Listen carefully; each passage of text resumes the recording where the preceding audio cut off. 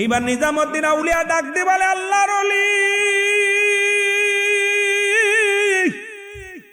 নিজামুদ্দিন আউলিয়া ডাক দিয়ে বলে, বাদশা শাহজাহান,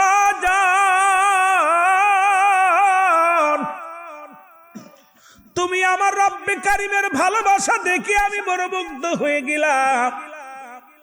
তুমি আমার রব্বে কারিমের মসজিদটাকে এত ভালোবাসো, তুমি আমার রব্বে কারিমের মসজিদটাকে এত মায়া করো। ও বাদশা শাহজাহান, দিল্লির জঙ্গলে একজন পাগল বাস করে, সেই পাগলের কাছে তুমি চলে যাও। সেই পাগলটার নাম হলো আল্লাহর ওলি হারে বারেশা রাহমাতুল্লাহ আলাইহি। জোরে জোরে চিল্লায়া বলা যাবে না মারহাবা। বাদশা শাহজাহান বাড়িতে আসলেন। বাড়িতে এসে খানা পিনা নিয়ে, পানি নিয়ে, খানা নিয়ে জঙ্গলে রওনা হয়ে গেলেন। কারণ মসজিদটা দরকার। যেমন আপনাদের আমার ভাই বললেন যে মসজিদ আমাদের দরকার, করতেই হবে। কারণ মানুষ নামাজের জন্য সিজদার একটা জায়গা, যেখানে করার জন্য আপনাদের চেষ্টা লাগবে, ভালোবাসা লাগবে, দোয়াও লাগবে, দাও লাগবে।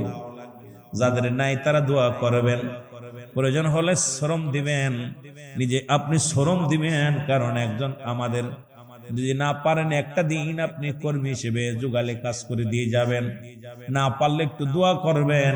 কিন্তু এটার প্রতি হিংসা করার কোনো আপনার মুসলমান ইখতিয়ার নাই। কারণ ওই ঘরটা হলো আমার রব্বে কারিমের, আপনিও আল্লাহর ঘর, আল্লাহর জোরে বলেন ঠিক কিনা। বাদশা শাহজাহান চলে গেলেন খানা দানা নিয়ে, খুঁজতে খুঁজতে যাইয়া কোথাও দিল্লির জঙ্গলের মধ্যে পার ও পার ঘরে, কিন্তু পাগল আর পায় না, এই লোকটার আর পায় না। হঠাৎ দেখে সিজদার মধ্যে পড়ে কান্দার বলে, আল্লাহ রব্বে কারিম গো, এই দুনিয়ার মধ্যে তুমি আমারে পাঠাইলা, আমি ঠিক মতো ইবাদত বন্দেগী করতে পারলাম না, ঠিক মতো তোমার হুকুম মানতে পারলাম না, ঠিক মতো তোমার আদেশ মানতে পারলাম না রে আল্লাহ। আমি কখন মারা যায়? আমার স্বপ্ন ছিল একটা জায়গা ঘুমাবো, যেখানে শুয়া শুয়া মুয়াজ্জিনের আযান শুনবো। স্বপ্ন কি? আযান শুনবো, মুয়াজ্জিনের আযান শুনবো। কিন্তু আমার কপালে নাই। 40টা বছর জঙ্গলায় কাটা দিল। এই 40টা বছর একদিন নয়, দুদিন নয়, 40টা বছর জঙ্গলে আমার ঠিকানা। গাছের লতা পাতা খায় আর তোমার জিকির করি আল্লাহ। স্বপ্ন আছে যেদিন আমি ঘুমাইব, ওই ঘুমের ঘরের মধ্যে যেন আজানের শব্দ শুনতে পায়, ওই ঘুমের মধ্যে যেন কোরআনের বাণী শুনতে পায়। এটা আমার আশাটা কি পুরা হবে আল্লাহ? এইটা বাসনা নিয়ে দরবার আল্লাহ দরবারে কান্দে। এর মধ্যে বাদশা শাহজাহান দাঁড়ায় আছে। বাদশা শাহজাহানকে দেখেই ডাকতে বলে, পাগলা ও বাদশা শাহজাহান, তুমি কেন এই জমিনের মধ্যে আসলাম? তুমি কেন দিল্লির জঙ্গলে?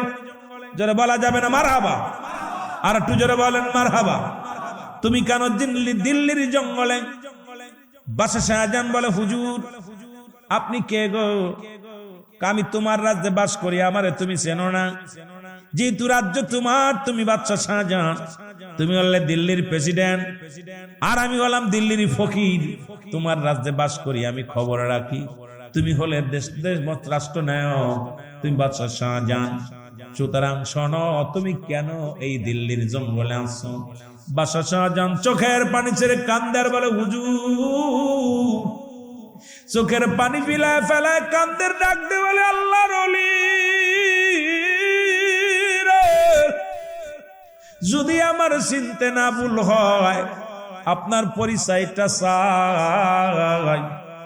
আল্লাহর ওলি পরিচয় দেয়, বাবা আমার পরিচয় হলো, আমার নাম হারে বারেশা রাহমাতুল্লাহ আলাইহি। জোরে জোরে চিল্লায় বলা যাবে না মারহাবা। বলে, হুজুর আপনার কদমের মধ্যে আমি আসছি। বলে, কেন আসছো? বলে, হুজুর আমি একটা মসজিদ বানাইলাম 10 বছর সাধনা করে, এই মসজিদটার কেবলা নির্ণয় হয় নাই। এখন এই মসজিদটা কিভাবে কেবলা নির্ণয় করে যে আমাকে বলে দেন হুজুর। আল্লাহর ওলি কথা হই না হাসি দিছে একটা, এই ব্যাপার নিয়ে আইছো কও, এই কি কোনো ব্যাপার নেই, ও তো মসজিদ এমনি সোজা হয়ে যাবে। সুবহানাল্লাহ বলেন না। আল্লাহর ওলি যখন এই কথা বললেন, বাদশা শাহজাহান তাকায় দেখে মানুষটার গায়ে গোস্ত না, একদম দুর্বল মানুষ, গায়ের ভিতরে কোনো গোস্ত নাই, উসুল আম্বাও বেশি নয়। এই পৃথিবীর মধ্যে সবচেয়ে সাধারণ একটা মানুষ, যেহেতু 40 বছর খানা খায় না, 40 বছর অনাহারে, 40টা বছর জঙ্গলায় বাস করে, লতা পাতায় একমাত্র তার খানা। বাদশা শাহজাহান একবার তাকায় মুখের দিকে, আবার তাকায় উপর দিকে, চিন্তা করে এই লোকটা কি কয়, এই মসজিদ নাকি ধাক্কা দিয়ে সোজা করা কোনো ব্যাপারই না। ডাকতে বলে, হুজুর আমার মসজিদটাকে কেবলা নির্ণয় করা লাগবে, আপনি চলেন। ডাকতে বলে, বাদশা শাহজাহান যেতে পারি, আমার একটা শর্ত আছে, যদি মানো। কয় শর্তটা কি? শর্তটা হলো আমি মারা যাব, আমি মারা যাওয়ার পর ওই মসজিদের মেম্বারের সামনে আমার কবরটা দিবা। বলো তুমি যদি রাজি হও, আমার মনে বড় স্বপ্ন, ওই মসজিদের মেম্বারের সামনে আমি ঘুমাইব, মসজিদে আযান দিবে, ইমাম সাহেব কোরআন তেলাওয়াত করবে, 5 ওয়াক্ত কোরআন তেলাওয়াত করবে, আর আমি মসজিদের সামনে শুয়ে শুয়ে শুনব। তুমি যদি আমাকে এই হুকুমটা দাও, এইটা যদি রাজি হও, ও বাদশা শাহজাহান তোমার মসজিদটা আমি কেবলা নির্ণয় করে দিব। জোরে জোরে চিল্লা বলা যাবে না মারহাবা। নিজামউদ্দিন ডাকতে বলো, বাদশা শাহজাহান তুমি আমার কাছে কেন আসছো আমি জানতে চাই। আমি হলাম ফকির মানুষ, আমি তো রাজ্যের রাজা নয়, আমি তো দেশের প্রেসিডেন্ট নয়, আমি দেশের এমন কোন দম্পন ধন সম্পদশালী লোক নয়, আমি হইলাম মৌলার পাগল, আল্লাহর পাগল। এই পাগলের কাছে তুমি কেন আসছো বাদশা শাহজাহান? তুমি আমার জলদি বলো, জোরে জোরে বলা যাবে না আল্লাহু আকবার। বাদশা শাহজাহান তুমি জানো আমি একটা খুনি মানুষ ছিলাম, নিজামউদ্দিন আউলিয়া, দুনিয়ায় অনেক খুন করেছি, কিন্তু একটা দিন একটা নারী সতীত্ব কবর থেকে যখন উত্তোলন করে জিনা করতে চেয়েছিল, তখন আমি তাকে খুন করেছিলাম। ওই মানুষটার ওইটা আমি সহ্য করতে পারি নাই। ওই মানুষটা যে অন্যায় করতেছে আমার নজরে মনে হয়েছে বিশাল অন্যায়, তখন আমিও তাকে খুন করেছিলাম। আর খুন করার কারণে রব্বি করিম আমার নামটা যে এই জায়গায় লিখে দিছে, সেদিন থেকে আমি দুনিয়ার কোনো মুখাফেক্কি নাই, রব্বি করিমের গোলাম। জোরে বলেন মারহাবা, আর একটু জোরে বলেন মারহাবা। বাদশা শাহজাহান তুমি কিসের জন্য আসছো? বলো হুজুর আমি আসি আপনার কাছে একটা সুপরামর্শের জন্য। সেটা হলো আমি একটা মসজিদ বানাইছি 10টা বছরে সাধনা করে, ওই 10 বছরে মানুষ এই বাইতুল মাল থেকে মাল নিয়া টাকা নিয়া 10টা বছর সাধনা করে মসজিদ খানা বানাইলাম। এই মসজিদে নামাজ আদায় করলাম, নামাজ হয় নাই। এখন আপনার কাছে পরামর্শের জন্য আসছি, আপনি একটা পরামর্শ আমারে দিয়া দেন। বাদশা শাহজাহান বলে, বাদশা শাহজাহান ডাকতে বলে, ও নিজামউদ্দিন আউলিয়া তাড়াতাড়ি আমার একটা পরামর্শ দাও। নিজামউদ্দিন আউলিয়া কয়, হুজুর আপনার মসজিদটা ভেঙে ফেলেন, ভেঙে আবার নতুন করে বানান। বাদশা শাহজাহান কয়, ও নিজামউদ্দিন আউলিয়া বাঙ্গা তো দূরের কথা, আমার মসজিদের একটা ইটের যদি ক্ষতি হয় আমি বাদশা শাহজাহান কোনদিন মেনে নিতে পারবো না। আমার মসজিদ আঘাত করা মানে আমার কলিজা আঘাত করা। আমি বেঁচে থাকতে আমার মসজিদের গায়ে একটা টুকা মারবে, আমি এটা মানতে পারবো না। জোরে বলেন মারহাবা। আজকে সেই ভারতের মধ্যে অসংখ্য মসজিদ গুলো গুঁড়ো করে দিতেছে, এর মসজিদ ভাঙ্গে মন্দির বানায়। ওরে মুসলমান শোনো, এরে মুসলমান সারা বিশ্বের বুকে অনেক মসজিদের উপর আক্রমণ হয়, মসজিদ আকসার মধ্যে আক্রমণ হয়। ও যুবক বন্ধুরা শোনো, যদি মুসলমানদের অন্তর না কান্দে, মুসলমানদের হৃদয় যদি রক্তক্ষরণ না হয়, আমার মন বলে এর মতো মুনাফিক মুসলমান আর দুনিয়ায় কেউ নাই। ধরে বলেন ঠিক কিনা? মসজিদের জন্য যে দরদ না। বাদশা শাহজাহান বলে, তাড়াতাড়ি বলো উপায়, বলো উপায় ভেঙ্গে দাও। কার কোন পরামর্শ আসেনি বলো? কয় পরামর্শ আল্লাহ আমার এই শক্তি দেয় না, শক্তি একটা দিছে। এই জামানে আপনার বাদশাহ শাহজাহান, শোনেন, আপনার রাজ্যে একজন ফকির আছে, একজন আল্লাহওয়ালা ব্যক্তি আছে। এই লোকটার কাছে আপনি যাবেন, যিনি দিল্লির বাদশাহ, দিল্লির জঙ্গলে আজ 40টা বছর কোনো ভাত খায় না, কোনো খাবার খায় না, গাছের লতা পাতা খায় আর জঙ্গলের মধ্যে রব্বে কারিমের ডাকে। এই পাগলটার নাম হলো আল্লাহর ওলি হারে বারশা রাহমাতুল্লাহ আলাইহি। জোরে জোরে চিল্লা বলা যাবে না মারহাবা। আল্লাহ বলেন কুরআনুল কারীমের মধ্যে, এখন আবার ওলিদের কথা বললেই বলবেন হুজুর পালেন কোথায়? ওলি আল্লাহ কি কোরআনে আছে? তাফসীর কুরআনুল মাহফিলে আবার ওলি আল্লাহর কথা বলেন কেন? কোরআনে বলে মুর্শিদ, কোরআনে বলে মুর্শিদ, আরবিতে মুসলমান, কোরআন নাজিল হয়েছে আরবি ভাষায়, ফার্সি ভাষায় হলো পীর। মারহাবা বলেন না। আবার এখন পীরের কথা বললে অনেক আলেমরা কইব তাফসীরুল কোরআন মাহফিলে পীরের কথা বলে কেন? কয় পীরটির তো কোরআনে নাই, কোরআনে কোথাও পীর পাবেন না, কারণ কোরআন তো আর আরবি ভাষায় লেখা হয়েছে, ফার্সি ভাষায় লেখা হয় নাই। এই জন্য কোরআনের ভাষা আছে মুর্শিদ, আর আরবি মুসলমান আরবি ভাষায় হলো মুর্শিদ, আর মুসলমান ফার্সি ভাষায় হলো পীর, আর বাংলায় বলা হয় গার্জিয়ান, অভিভাবক, আর ইংলিশে বলা হয় গার্জিয়ান। আল্লাহ বলে সূরা ইউনূসের মধ্যে 11 নম্বর পারা 62 নম্বর আয়াত, আল্লাহ বলে আলা, এখন কোরআনের মধ্যে যদি না পান তাফসীর শোনেন আল্লাহ কি কয়। আল্লাহ বলে আলা, সাবধান, ইন্নানি চালা ইন্না উল্লাহি, আল্লাহ তরফ থেকে যারা ওলি হয়, লা নাই কোন শব্দের অর্থ ভয়, ওয়ালা যদি অবস্থান করে তোমাদের উপরে জানুন, তাদের কোনো চিন্তা নাই, ভাবনা নাই। কোরআনুল কারীমের মধ্যে সূরা ইউনূসের মধ্যে 11 নম্বর পারা 62 নম্বর আয়াত। এখন যদি কোরআন যদি বলেন পাই নাই, আমি মনে করি আপনারা কোরআন পড়েন নাই। জোরে জোরে চিল্লায় বলো আল্লাহু আকবার। এখন ওলি আল্লাহর কথা কইতেছি তো অনেকে কইতে পারে হুজুর তাফসীর মাহফিলে আবার ওলি আল্লাহদের টানিয়ে নেই কেন? আমাদের তো আমার দেশের বক্তা তো তাফসীর করা শুরু করলে আর ওলি আল্লাহদের লাগে না, কিন্তু বাংলাদেশে আনছে তো ওলি আল্লাহ। পিতা মাতা যদি না আইলো তুই কইতে আইলি? পিতা মাতাই তো আমাদের আগে। জোরে বলেন ঠিক কি না? আব্বার মা না থাকলে আমি আইতাম কই?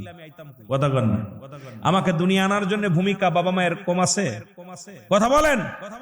ভাইজান ওয়াজ করছে, ভাইজান পিতা মাতার একটু ওয়াজ করবেন, কিন্তু সময় যদি পাই যাব। এই পিতা মাতা ছাড়া কোনো গতি আছে আসার মতো?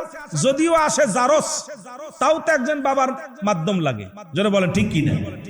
এখন বাংলাদেশে ইসলাম যারা আমরা প্রচার করতেছি, খোদার কসম করে বলি, এই ইসলামটা মানার আগে ওলি আল্লাহ না মেনে যদি ইসলাম মানেন, আমি মনে করি আপনি সঠিক ইসলামের মধ্যে নাই। কারণ এই বাংলার জমিন ইসলাম আনছে আল্লাহর ওলিরা। জোরে বলেন ঠিক কিনা? আরো জোরে বলেন ঠিক কিনা? আপনি মানেন চাই না মান কিছু যায় আসে না। আমার এদেশে ইসলাম আনছে কে? আনছে আল্লাহর ওলিরা। জোরে বলেন মারহাবা। আমার ভাইরা, আমার বন্ধুরা, আমার এই জন্য আমি কোরআন থেকে বললাম। বলবে হুজুর তাফসীর পালেন কই? যেহেতু তাফসীরুল কোরআন মাহফিল, সূরা ইউনূসের মধ্যে 11 নম্বর পারা 62 নম্বর আয়াত, হাদিস শরীফ মেরকাত শরহ মেরকাতে 10ম খণ্ড 722 নম্বর পৃষ্ঠা লিখে নেন ভালো করে। তাফসীরুল বায়ান 5ম খণ্ড 524 নম্বর পৃষ্ঠা। এখন আপনি লিখে নেন, যদি কোনো হুজুর পাই নাই, এখন অফেন্স চ্যালেঞ্জ আপনি ভালো করে লিখে নেন। আল্লাহ রাসূল বলে আলা সাবধান, ইন্না নিচ্চালা ইন্না উজাল্লাহি, আল্লাহর তরফ থেকে যারা ওলি হয় লা ইয়ামুত, তাদের মৃত্যু নাই। সুতরাং আল্লাহর নবীজি বলছে, আল্লাহ বলছে, এখন আমি মৌলবি বললে দোষ কি? জোরে বলেন ঠিক কি না? আপনি মানবেন না ঠিক আছে, কিন্তু মানুষের সামনে আইয়া যদি বলেন ওলি আল্লাহ লাগবে না, পীর সাহেব লাগবে না, আমি মনে করি আপনার ওয়াজ শোনায় জায়েজ নাই। জোরে বলেন ঠিক কি না? আপনার ওয়াজে বসাই জায়েজ নাই। কারণ বাংলাদেশে বাস করবেন, ওলি মানবেন না, বাপ মার গর্ভে জন্ম নিবেন, মায়ের গর্ভে মা মানবেন না, এগুলো আমি মানতে পারবো না। জোরে বলেন ঠিক কি না? আমার বন্ধুগণ গভীর মনোযোগ। এইবার নিজামউদ্দিন আউলিয়া ডাক দিয়ে বলে, আল্লাহর ওলি নিজামউদ্দিন আউলিয়া ডাক দিয়ে বলে, বাদশা শাহজাহান,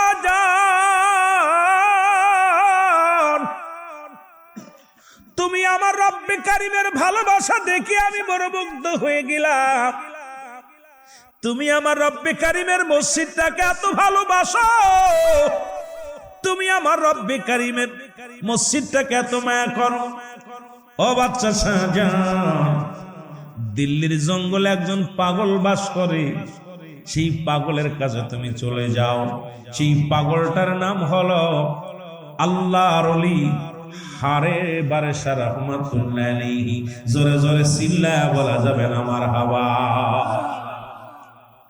বাচ্চা শাহজাহান বাড়িতে আসলেন, বাড়িতে এসে খানা পিনা নিয়ে, পানি নিয়ে, খানা নিয়ে জঙ্গলে রওনা হয়ে গেলেন। কারণ মসজিদটা দরকার। যেমন আপনাদের আমার ভাই বললেন যে মসজিদ আমাদের দরকার, করতেই হবে।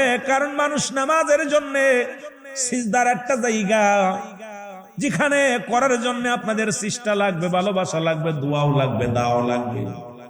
যাদের নাই তারা দোয়া করবেন, প্রয়োজন হলে শ্রম দিবেন, নিজে আপনি শ্রম দিবেন। কারণ একজন আমাদের যদি না পারেন একটা দিন আপনি কর্মী হিসেবে জোগালে কাজ করে দিয়ে যাবেন, না পারলে একটু দোয়া করবেন। কিন্তু এটার প্রতি হিংসা করার কোনো আপনার মুসলমান ইখতিয়ার নাই। কারণ ওই ঘরটা হলো আমার রব্বে কারিমের, আপনিও আল্লাহর ঘর, আল্লাহর জোরে বলেন ঠিক কিনা। বাদশা শাহজাহান চলে গেলেন খানা দানা নিয়ে, খুঁজতে খুঁজতে যাইয়া কোথাও দিল্লির জঙ্গলের মধ্যে পার ও পার ঘরে, কিন্তু পাগলরা আর পায় না, এই লোকটার আর পায় না। হঠাৎ দেখে সিজদার মধ্যে পড়ে কান্দার বলে, আল্লাহ রব্বে কারিম গো, এই দুনিয়ার মধ্যে তুমি আমারে পাঠাইলা, আমি ঠিক মতো ইবাদত বন্দেগী করতে পারলাম না, ঠিক মতো তোমার হুকুম মানতে পারলাম না, ঠিক মতো তোমার আদেশ মানতে পারলাম না রে আল্লাহ। আমি কখন মারা যায়? আমার স্বপ্ন ছিল একটা জায়গা ঘুমাবো, যেখানে শুয়া শুয়া মুয়াজ্জিনের আযান শুনবো। স্বপ্ন কি? আযান শুনবো, মুয়াজ্জিনের আযান শুনবো। কিন্তু আমার কপালে নাই। 40টা বছর জঙ্গলায় কাটা দিল। এই 40টা বছর একদিন নয়, দুদিন নয়, 40টা বছর জঙ্গলে আমার ঠিকানা। গাছের লতা পাতা খায় আর তোমার জিকির করি আল্লাহ। স্বপ্ন আছে যেদিন আমি ঘুমাইব, ওই ঘুমের ঘরের মধ্যে যেন আজানের শব্দ শুনতে পায়, ওই ঘুমের মধ্যে যেন কোরআনের বাণী শুনতে পায়। এটা আমার আশাটা কি পুরা হবে আল্লাহ? এইটা বাসনা নিয়ে দরবার আল্লাহর দরবারে কান্দে। এর মধ্যে বাদশা শাহজাহান দাঁড়ায় আছে। বাদশা শাহজাহানকে দেখেই ডাকতে বলে, পাগলা ও বাদশা শাহজাহান, তুমি কেন এই জমিনের মধ্যে আসলাম? তুমি কেন দিল্লির জঙ্গলে? জোরে বলা যাবে না মারহাবা? আর একটু জোরে বলেন মারহাবা। তুমি কেন দিল্লির জঙ্গলে? বাদশা শাহজাহান বলে, হুজুর আপনি কে গো? আমি তোমার রাজ্যে বাস করি, আমারে তুমি চেনো না? যেহেতু রাজ্য তোমার, তুমি বাদশা শাহজাহান, তুমি হলে দিল্লির প্রেসিডেন্ট, আর আমি হলাম দিল্লির ফকির। তোমার রাজ্যে বাস করি, আমি খবর রাখি। তুমি হলে দেশ রাষ্ট্র নায়ক, তুমি বাদশা শাহজাহান। সুতরাং শোনো, তুমি কেন এই দিল্লির জঙ্গলে আসছো? বাদশা শাহজাহান চোখের পানি ছেড়ে কান্দার বলে, হুজুর চোখের পানি ফেলায় ফেলায় কান্দের ডাক দে বলে, আল্লাহর ওলি যদি আমার চিনতে না ভুল হয়, আপনার পরিচয়টা চাই। আল্লাহর ওলি পরিচয় দেয়, বাবা আমার পরিচয় হলো, আমার নাম হারে বারেশা রাহমাতুল্লাহ আলাইহি। জোরে জোরে চিল্লায় বলা যাবে না মারহাবা। বলে, হুজুর আপনার কদমের মধ্যে আমি আসছি। বলে, কেন আসছো? বলে, হুজুর আমি একটা মসজিদ বানাইলাম 10 বছর সাধনা করে, এই মসজিদটার কেবলা নির্ণয় হয় নাই। এখন এই মসজিদটা কিভাবে কেবলা নির্ণয় করে যে আমাকে বলে দেন হুজুর। আল্লাহর ওলি কথা হই না, হাসি দিছে একটা। এই ব্যাপার নিয়ে আইছো? কও এই কি কোনো ব্যাপার নেই?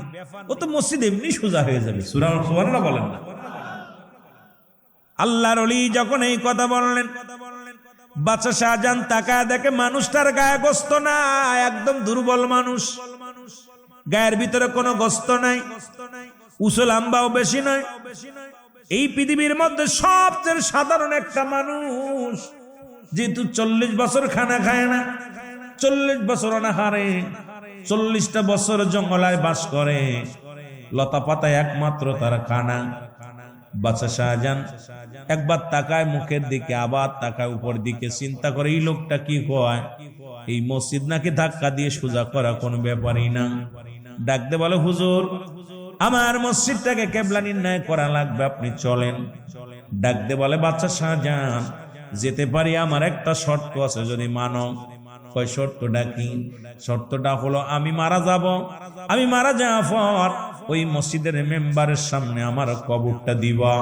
বলো তুমি যদি রাজি হও, আমার মনে বড় স্বপ্ন ওই মসজিদের মেম্বারের সামনে আমি ঘুমাইব। মসজিদে আযান দিবে, ইমাম সাহেব কোরআন তেলাওয়াত করবে, 5 ওয়াক্ত কোরআন তেলাওয়াত করবে, আর আমি মসজিদের সামনে শুয়ে শুয়ে শুনব। তুমি যদি আমাকে এই হুকুমটা দাও, এইটা যদি রাজি হও, ও বাদশা শাহজাহান তোমার মসজিদটা আমি কেবলা নির্ণয় করে দিব। জোরে জোরে চিল্লা বলা যাবে না মারহাবা। মসজিদ আমি গুছায়া দিব, কিন্তু শর্ত হলো আমারে শুইতে দিতে হবে মসজিদের মেম্বারের সামনে। রাজি আছো? বাদশা শাহজাহান বলে, হুজুর আমি প্রেসিডেন্ট, আমার বড় স্বপ্ন ছিল আমি ওই মসজিদের মেম্বারের সামনে ঘুমাবো, আমার বড় স্বপ্ন, এই জন্য মসজিদটা বানাইলাম। আমার স্বপ্নটা হুজুর আমার পুরা ছিল, আমি সবাইরে বলছি যে আমি যদি মারা যায় আমার লাশখানা মসজিদের সামনে রাখবা, আমিও মসজিদের ইমাম সাহেবের কেরাত শুনবো, কোরআন তেলাওয়াত শুনবো, আমিও মসজিদের মুয়াজ্জিন সাহেবের আযান শুনবো। বড় স্বপ্ন আমার ভিতরে ছিল হুজুর। এখন আপনি শুইতে চালেন, আমার দিক মসজিদও ঠিক করা লাগবে, আবার আপনিও দাবি করলেন, কি করব? তুমি রাজি হইলে হও, না হইলে না হও, যাও। যদি রাজি হও আমি রাজি, রাজি না হইলে তুমি যাও, আমার ডিস্টার্ব করো না। বাদশা শাহজাহান বলে, আমি রাজি। মারহাবা বলে আরো জোরে। কয় তাহলে চলো। হুজুর কাপড় চোপড় গুছাই নিবেন না? কয় বাবা আমি এক কাপড়ে জীব দীর্ঘদিন। কিসের কাপড় বাবা? কারণ এই দুনিয়া ক্ষণস্থায়ীর জন্য, চিরস্থায়ী হলো আমার কবর। সুতরাং আমি পাগল মানুষ, আমি রব্বে কারীমের পাগল। এই দুনিয়ার মধ্যে কিসের পোশাক, কিসের সম্বল, কিসের কম্বল? কারণ একই কাপড়ে গায়লাম, একই কাপড়ে এক মুসলমান। শুনে নাও এরে আম্মা জান হাফসা বলেন, পৃথিবীর মানুষ শোনো, আমার রাসূল শীতের রাত্রে একখানা চাদর যা গায়ে বিছানা দিতেন, অর্ধেক গায়ে বিছায় পড়তেন, আর একটু বিছনা বানাইতেন। সেই নবীর উম্মত হইয়া দুনিয়ার মধ্যে রব্বে কারীমের কাজ করতে চাই না। আমার মতো বোকা, আমার মতো মুসলমান, আমার মতো বোকার দুনিয়ার মধ্যে আর কেউ নাই। জোরে বলেন ঠিক কিনা? এবার বাদশা শাহজাহান নিয়ে গেলেন, কারে নিয়ে গেলেন? পাগলারে নিয়ে গেলেন। যা লোকজন ডাক দেন, কোথায় আমার রাজ্যের বউ, রাজ্যের মানুষেরা শোনো, আজকে এমন একজন ব্যক্তি আনছে যিনি মসজিদ ধাক্কা দিয়ে সোজা করে দিবে। উজির, এমপি, মন্ত্রী সবাই হাজির হয়ে গেছে সামনে। বাদশা শাহজাহান বলে, হুজুর, বাদশা শাহজাহানকে ডাক দে, বলে হুজুর কোন লোকে সোজা কর? বলে এই লোকটা। সবাই হাসে, হুজুর আপনার মাথা নষ্ট হয়ে গেছে, কারণ যাকে আপনি আনছেন তার গায়ে বল নাই, দাঁড়াতে পারে না। এই লোকটা মসজিদ ধাক্কা দিয়ে সোজা করে দিবে, কেমনে মানা যায়? লোকজন হাসির পাত্র হয়ে গেলেন। আল্লাহর ওলি হারে বারে ডাক দেখায়, বাদশা আমাকে আনছো যে কাজের জন্য, দেরি করো না, তুমি একজন কি করো ডাক দাও, একজন বকি ডাক দাও। মুসলমান শোনো, একজন ইঞ্জিনিয়ারকে ডাক দাও, একজন বৈজ্ঞানিককে ডাক দাও, ভালো করে ম্যাপ ধরতে বলো, কোন দিকে কাবা, আমার দেরি হবে না, তাড়াতাড়ি করো। এবার কাবাটা নির্ণয় করে বাদশা শাহজাহান বললেন, হুজুর কেবলাটা একটু মাথা করবে। সঙ্গে সঙ্গে আল্লাহর ওলি হারে বারে ওই মসজিদের মধ্যে হাতটা লাগায়া দিছে। হাতটা লাগায়া দিয়ে চিৎকার মেরে বলে, রব্বে কারীম,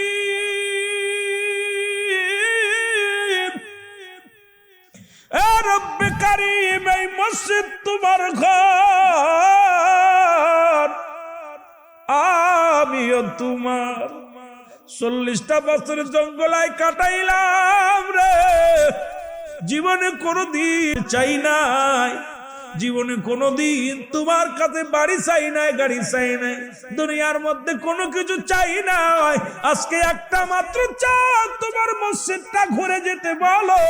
এই মসজিদের মেম্বারের সামনে আমি ঘুমাইবো, আমি চির ঘুমে ঘুমাইবো রে আমার আল্লাহ।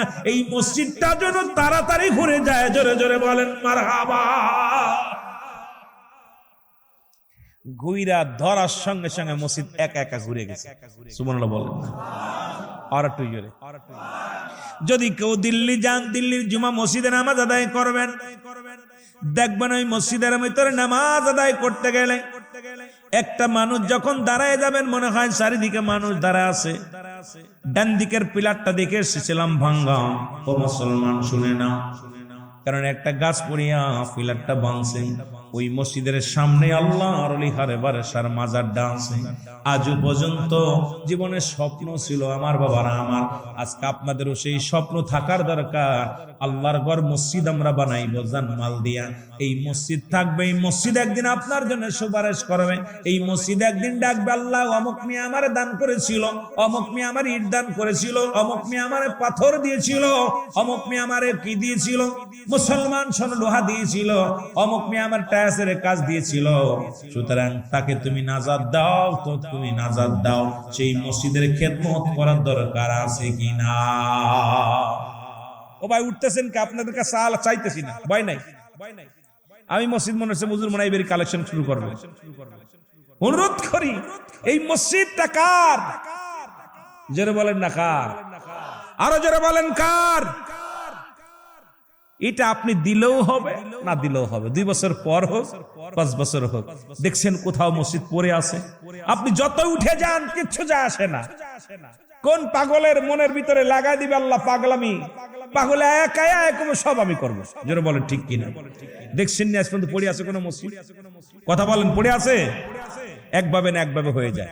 হয়তো 2 দিন সামরিক কিছু কষ্ট হয়, রব্বে কারিমের ইজ্জত ওই ঘর, এটা এমন ভাবে উঠবে আপনি কল্পনাও করতে পারেন। এমন একটা দিন আসবে দান করার জায়গা পাবেন না, এমন একটা সময় আসবে দান করার সময় পাবেন না। এই যে ব্যক্তি চলে গেল, 3টা জিনিস কাজে লাগবে। নাম্বার 1 নেক আমল, নাম্বার 2 সদকায়ে জারিয়া, নাম্বার 3 নেককার সন্তান। জোরে বলেন না মারহাবা। আরো জোরে বলেন, আরো জোরে বলেন। এই যে লোকটা চলে গেল, ওনার আমলের দরজা বন্ধ হয়ে গেছে, কি ঠিক কিনা? আমলের দরজা বন্ধ হয়ে গেছে। এখন 3টা জিনিস লাগবে। নাম্বার 1 নেক আমল, যা করে গেছে এটা কাজে লাগবে। নাম্বার 2 সদকায়ে জারিয়া, মসজিদ মাদ্রাসা স্কুল কলেজ যা কিছু দুনিয়ার মধ্যে উন্নয়ন প্রকল্প আল্লাহর রাস্তায় যা করে গেলেন সমাজের জন্য, এটা কাজে লাগবে। নাম্বার 3 নেককার সন্তান। রব্বির রহমহুমা কামা রব্বায়ানি সগীরা। জোরে জোরে বলেন, রব্বির রহমহুমা কামা রব্বায়ানি সগীরা। জোরে জোরে চিল্লায় বলা যাবে না মারহাবা। ওরে আমি যদি যাই গো মারা, আমি যদি যাই গো মারা বিদেশের মাটিতে, লাশটায় আমার পৌঁছাই দিও মায়ের কোলেতে। ওরে লাশটায় আমার পৌঁছাই দিও, আরো জোরে বলেন, লাশটায় আমার পৌঁছাই দিও মায়েরই কোলেতে। ওরে আমি যদি যাই গো মারা, আমি যদি বিদেশের মাটিতে, লাশটায় আমার পৌঁছাই দিও মায়েরই কোলেতে। ওরে লাশটায় আমার পৌঁছাই দিও, জন্মের পরে যে কোলেতেই রাখছে আমার মা,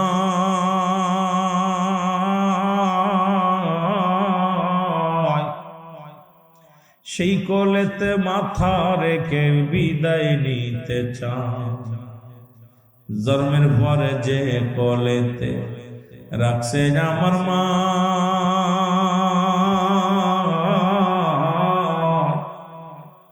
সেই মায়ের কোলে মাথা রেখে বিদায় নিতে চায়। আমার মায়ের মুখটা দেখলে পারে, মায়ের মুখটা দেখলে পারে শান্তি পাবো কবরে। লাশটায় আমার পৌঁছাই দিও মায়েরই কোলেতে রে, লাশটায় আমার পৌঁছাই দিও। আরো জোরে বলেন, লাশটায় আমার পৌঁছাই দিও মায়েরই কোলেতে। ওরে আমি যদি যাই গো মারা, বলো আমি যদি বিদেশের মাটিতে, লাশটায় আমার পৌঁছাই দিও মায়েরই কোলেতে রে, লাশটায় আমার পৌঁছাই দিও। এই জগতে মায়ের মতো হয়নি আপন,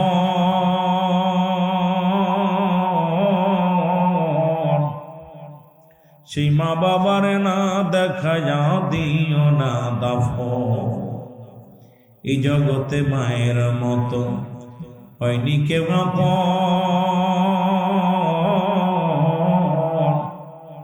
সেই মা বাবাকে না দেখায়া দিও না দাফন, আমার দিও না দাফন। মায়ের মুখটাই আমি দেখলে পারে, বাবার মুখটাই আমি দেখলে পারে শান্তি পাবো কবরে। লাশটায় আমার পৌঁছাই দিও মায়েরই কোলেতে রে, লাশটায় আমার পৌঁছাই দিও। ওরে আমি যদি যাই গো মারা, আমি যদি যাই গো মারা বিদেশের মাটিতে, লাশটায় আমার পৌঁছাই দিও মায়েরই কোলেতে রে, লাশটায় আমার পৌঁছাই দিও মায়েরই কোলে। এ মুসলমান গভীর মনোযোগ, পিতামাতার প্রতি হক 14টা হক। কয়টা হক? জোরে বলেন কয়টা হক? 14টা হক। ইন্তেকালের পরে 7টি, ইন্তেকালের আগে 7টি, মোট 14টা হক। কয়টা হক? একটু আস্তে বলবেন না জোরে বলবেন? কয়টা হক? এখন মা বাবা ইন্তেকাল করেছে, আপনার কাছে 14টা হক দাবিদার। কয়টা হকের দাবিদার? 7টা হকের দাবিদার, মোট 14টা। 7টা জীবিত থাকতে, 7টা ইন্তেকালের পরে। যেহেতু আমার ভাই দুনিয়া থেকে বিদায় হয়ে গেছে, কিছু কথা না বললে আপনারা বুঝবেন না। এই পৃথিবীর মধ্যে 7টা হক বাবা মা ইন্তেকালের পরেও সন্তানের কাছে রয়ে যায়। এই 7টা হক যদি আদায় না করেন, আপনি আল্লাহর দরবারে কি জবাব দিবেন? জবাব দিতে পারবেন না। 1 নাম্বার হক হলো তাদের জন্য মাগফিরাত কামনা করা। জোরে বলেন মারহাবা, আর একটু জোরে বলেন মারহাবা। এখন আমার দেশের মৌলবীরা মাগফিরাত কামনা করলেই কয় নাজায়েজ, বেদাত, হারাম, নাজায়েজ। আমার আব্বা আমার মা মারা গেছে, তাদের জন্য 1 নাম্বার হক হলো হকগুলো আদায় করতে হবে। আমার রাসূল বলে গেছেন, এই হকগুলো যদি আদায় না করি আমরা দায়ী থাকবো কি থাকবো না? জোরে বলেন থাকবো কি থাকবো না? 1 নাম্বার হক হলো তাদের জন্য মাগফিরাত কামনা করা। সদা সর্বদাই মাগফিরাত কামনা করবেন আল্লাহ তাদের জন্য সুখে রাখেন ওই কবরের মাজারে, তারা যেন সুখী থাকে আল্লাহ। সদা সর্বদাই যেখানে থাকবেন, যেখানে যাবেন, সেখানেই তাদের জন্য দোয়া চাবেন, তাদের জন্য মাগফিরাত কামনা করবেন আল্লাহ। আব্বা মা দুনিয়া থেকে বিদায় হয়ে গেছে, তারা যেন সুখে থাকে কবরের মধ্যে, তারা যেন কবর জগৎটা সুখময় হয় আল্লাহ, কবর জগৎটা যেন শান্তির মধ্যে থাকে। এই জন্য বেশি বেশি করে তাদের জন্য মাগফিরাত কামনা করতে হবে। 2 নাম্বার তাদের জন্য সবর রেসানি করা। জোরে বলেন মারহাবা, আরো জোরে বলেন মারহাবা। এদের জন্য দোয়া করার দরকার, সবর রেসানি করার দরকার আছে কি না? জোরে বলেন আছে কি না? আমার দেশের মৌলবীরা এখন দোয়া করতে চায় না। অবশ্য মুসলমান তাবলিগ জামাতের ভাইরা শুনে নাও, শুনে নাও, গভীর মনোযোগ। ও মুসলমান শোনো, কমি অঙ্গনের বাজারেরা শোনো, রব্বে কারিমের কথা শুনে নাও, শুনে নাও মুসলমান আমার। এর মুফতি শফিক আহমেদের লেখা ফতোয়ায়ে দেওবন্দের মধ্যে প্রথম খণ্ডের মধ্যে 24 নম্বর 24 নম্বর পৃষ্ঠার মধ্যে বয়ান করে 5 ওয়াক্ত নামাজ পড়ে জিয়ারত করে সর্বহালাতে আল্লাহর দরবারে দুটি হাত উঠাই দোয়া হলো উত্তম মুস্তাহাব। একখান দলিল দেখাও দোয়া করা যাবে না, একখান দলিল দেখাও জীবনে আর দোয়া করব না। ও আলেম ওলামা গভীর মনোযোগ, আজকে তাদের জন্য দোয়া করলেই বলো বেদাত আর নাজায়েজ। কারণ যাদের সম্পদ গ্রহণ করলা, যাদের বাড়িতে তুমি বাস করো, তোমার বাপ মার দেওয়া ঘর তুমি বাস করো, বাপ মার কিনা সম্পদ তুমি গ্রহণ করেছো, বাপের দেয়া তুমি রক্ত মাংস তুমি ভোগ করতেছো, সব কিছু ভোগ করতেছো, শুধু দোয়া করা বেদাত। তোমার কপাল মন্দ, জোরে জোরে চিল্লায় বলো ঠিক কিনা। এই জন্য 2 নাম্বার তাদের জন্য সব রেশানি করা। করবেন নি? যারা বলেন করবেন নি? এই যে প্রতিবেশী ভাইয়েরা বলে গেছে তার জন্য দোয়া করবেন, সব রেশানি করবেন। এখন আমরা প্রতিবেশীরা, বাবা আমাদেরও হক আছে তার জন্য দোয়া করা। তার পিতা মাতা রেখে গেছে, যাদের সন্তানগুলো রেখে গেছে তাদের জন্য দোয়া করা। মুসলমান শুনে নাও, ও মুসলমান, 2 নাম্বার হলো তাদের জন্য সব রেশানি করা। 3 নাম্বার হলো মুসলমান শুনে নাও, তার ওসিয়াত পূরণ করা। শরীয়ত মোতাবেক যত ওসিয়াত করে গেছে এগুলো পূরণ করা।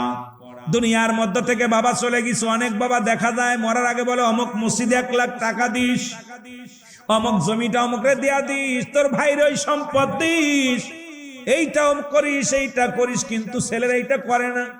আমার বাবা একটা নসিহাত, একটা ওসিয়াত।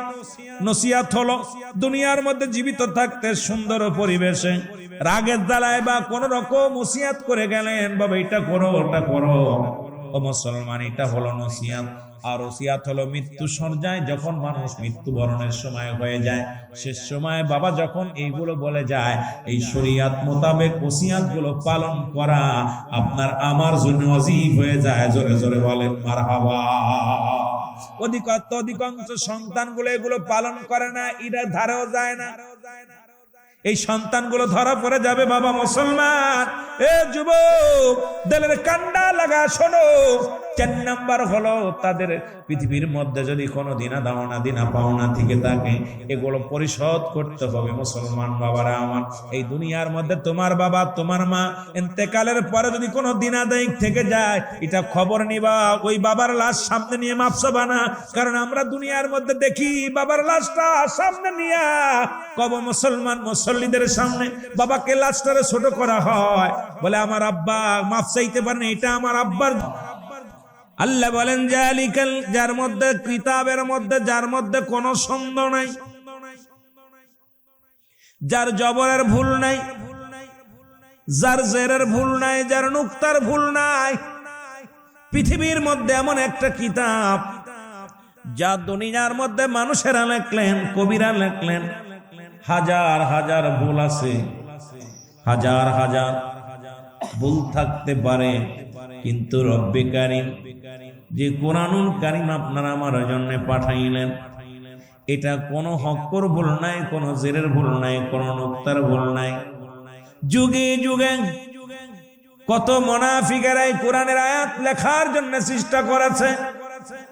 দীর্ঘ 63 বছর পরে রাহমাতুল লিল আলামিনের কাছে, ও মুসলমান, 23টা বছর পরে, এই 63 বছরের জিন্দেগি রাহমাতুল লিল আলামিন দীর্ঘ 13টা মুসলমান 23টা বছর পরে যে কোরআনুল কারীম রব্বে কারীম আপনার আমার কল্যাণের জন্য পাঠাইলেন, যেটা গোটা কুল কায়নাতের জন্য, গোটা বিশ্ববাসীর জন্য।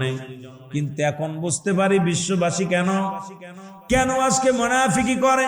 কারণ আল্লাহ বলেন এই কিতাবটা হলো একমাত্র মানবে কার, আল্লাহ বলেন হুদাল লিল মুত্তাকিন।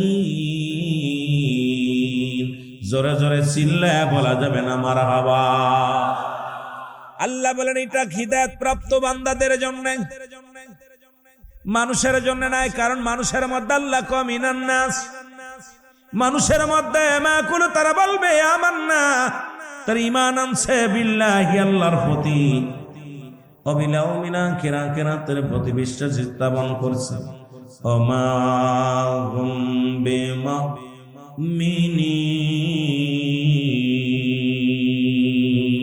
আমার রাহমাতুল লিল আলামিনের কদমের মধ্যে একদল মানুষ যেত, তারা সদা সর্বদাই বলতেন আমরা ঈমানদার, আমরা মুমিন, আমরা মুত্তাকিন। আজ বুঝতে আর বাকি নাই, কারণ কোরআনের প্রতি অবমাননা করা হয়, কোরআনের প্রতি ভুল ধারণা দেয়া হয়। কোরআনকে নিয়ে গবেষণা করতে যাইয়া পৃথিবীর মধ্যে কোরআন গবেষণা করতে যাইয়া পৃথিবীর মধ্যে অসংখ্য মুসলিমেরা মুসলমান হয়েছে, আর আমার দেশের মুসলমান বাবারা, মুসলমান আলেম ওলামা সেই কোরআনের ভুল নিয়ে ব্যস্ত আছে। জোরে জোরে চিল্লায় বলেন ঠিক কিনা? আমার জীবন, আমার মরণ, আমার জিন্দেগি কবুল কর ওহে আল্লাহ আমার বন্দেগি। বলো কবুল কর ওহে আল্লাহ আমার বন্দেগি। বলো আমার জীবন, আমার মরণ, আমার জিন্দেগি কবুল কর ওহে আল্লাহ আমার বন্দেগি। বলো কবুল কর ওহে আল্লাহ আমার বন্দেগি। আল্লাহুম্মা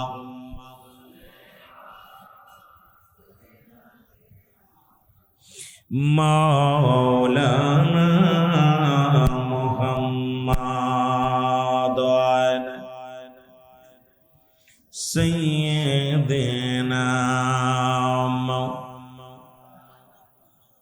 এ দুনিয়ার মুসলমান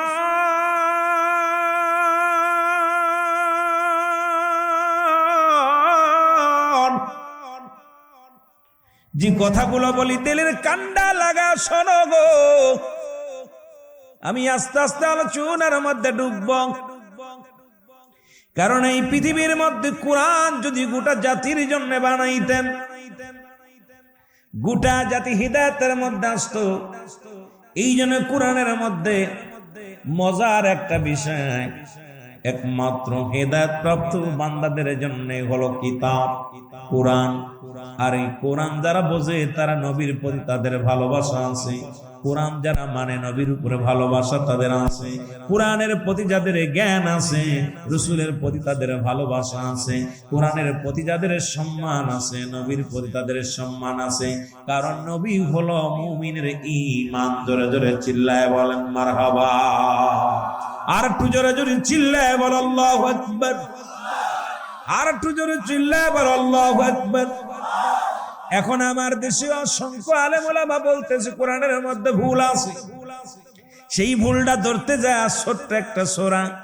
কারণ আপনাদের ইমাম সাহেব যখন সূরা পড়ে, সূরা ইখলাস, সূরা নাস, সূরা ফালাক, ছোট্ট ছোট্ট সূরাগুলো পড়ে, তেলাওয়াত করে, আমার দেশের সাধারণ পাবলিক গুলো, সাধারণ মুসল্লি গুলো এই কোরআনটাকে মুখস্থ করে ফেলে। এখন আমার দেশের তথাকথিত কিছু আলেম নাস্তিকদের সঙ্গে হাত মিলায়া, অমুসলিমদের সঙ্গে হাত মিলায়া তারা বলতেছে কোরআনের মধ্যে একটা সূরা জাল, যেটা হলো সূরা ইখলাস। আমার সাথে সাথে পড়েন বিসমিল্লাহির রাহমানির রাহিম। আল্লাহু আহাদ আল্লাহুস সামাদ লাম ইয়ালিদ ওয়া লাম ইউলাদ ওয়া লাম ইয়াকুন লাহু কুফুয়ান আহাদ। জোরে জোরে চিল্লায় বলা যাবে না মারহাবা। আল্লাহ ডাক দে বলে হাবিব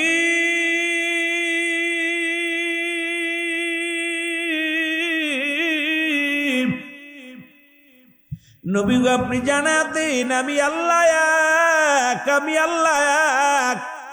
আল্লাহ কয়জন? জোরে বলেন কয়জন? আল্লাহ ডাক দে বলে হাবিব ওদেরকে জানায়া দেন আমি আল্লাহ এক, আমি কাউকে জন্ম দিই নাই। কারু থেকে জন্ম নিই নাই। আসমান জমিনের মধ্যে আমার সমতুল্য সমকক্ষ আর কেউ নাই। সারা পৃথিবী আমার মুখাপেক্ষী, আমি কারোর মুখাপেক্ষী নাই। যদি বলেন আমার আপনার আল্লাহ কয়জন? আরো জোরে বলেন কয়জন? এখনো মুসলিমদের আল্লাহ কয়জন? কথা বলেন কয়জন? খ্রিস্টানদের আল্লাহ কয়জন? নাসারাদের আল্লাহ কয়জন? পৃথিবীর মধ্যে মুসলমান শুনে নাও, অল পৃথিবীর মধ্যে স্রষ্টা হলো একদম, সৃষ্টি হলো অনেক, সমস্ত মাখলুকাতি হলো সৃষ্টি জগৎ, আর রব্বি কারীম তিনি হলো স্রষ্টা। এই আসমান জমিনের মধ্যে যত মাখলুকাত রব্বি কারীম পাঠাইলেন সবকিছু হলো সৃষ্টি, আর আমার রব্বি কারীম হলো স্রষ্টা। এই স্রষ্টাকে যারা আজকে যার সঙ্গে শরীক করতে চায়, যারা চন্দ্র পূজা করে, যারা প্রতিমা পূজা করে, বুঝতে আর বাকি নাই বর্তমান জামানার মধ্যে ইমানের চাইতে গদির দাম বেশি। কারণ এই গদির জন্য মানুষ ইমান চুরি করা শুরু করেছে। এটা কোনো ইমানই দায়িত্ব আসতে পারে না, এটা সম্পূর্ণ ইহুদি খ্রিস্টানদের চরিত্র। জোরে জোরে চিল্লায়া বলা যাবে না, ঠিক কিনা? আমার ভাইয়েরা, আমার বন্ধুরা, আমার এখন যারা চন্দ্র পূজা করে গো, যারা মূর্তি পূজা করে দুনিয়ার মধ্যে, যারা কি করে, তারকা পূজা করে, গাছ পূজা করে, দেবতা পূজা করে, তারা চিন্তা করে এক আল্লাহর যদি আমরা বলি, রব্বি কারীমকে যদি খোদা বানাই, রব্বুল আলামিনকে যদি আল্লাহ বলে মানি, পৃথিবীর মধ্যে চন্দ্র পূজা করা যাবে না। রব্বি কারীম যদি খোদা বানি, তাহলে দুনিয়ার মধ্যে অন্য কাউরে সিজদা করা যাবে না। দুনিয়ার মধ্যে রব্বি কারীমকে যদি খোদা মানি, আল্লাহ মানি, এই দুনিয়ার মধ্যে আমরা ডান দিকে বাম দিকে তাকায় অন্য কাউকে খোদা মানা সম্ভব হবে না। কারণ ওদের সঙ্গে যারা তাল মিলা চলতে চায়, ওদেরকে যারা উৎসাহিত করে, তারাই তো এই সূরাটা ব্যান করার জন্য চেষ্টা করতেছে। কারণ তারা বলে কোরআন শরীফের মধ্যে অসংখ্য জায়গা ভুল। জোরে জোরে চিল্লায় বলেন আউযুবিল্লাহ। আর এই সমস্ত দাগাবাজদের জন্য আমার আল্লাহ বলেন বিসমিল্লাহির রাহমানির রাহিম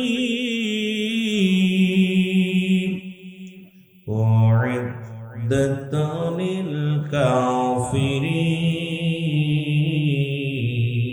আল্লাহ বলে কাফের, বেঈমান, মুনাফিকদের জন্য, ওই সমস্ত দাগাবাজদের জন্য আমি রব্বে কারীম রেখে দিলাম 7-7টা জাহান্নাম।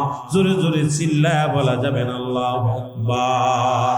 মহব্বতের সঙ্গে দুরূদ শরীফ পড়েন আল্লাহুম্মা।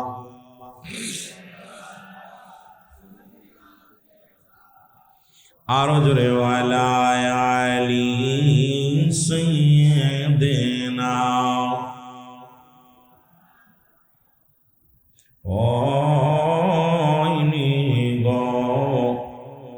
হবে না গো এমন সজন,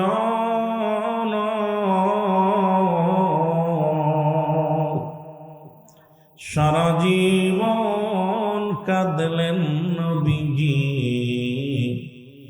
পাপী উম্মতির জন্য। আল্লাহুম্মা সাল্লি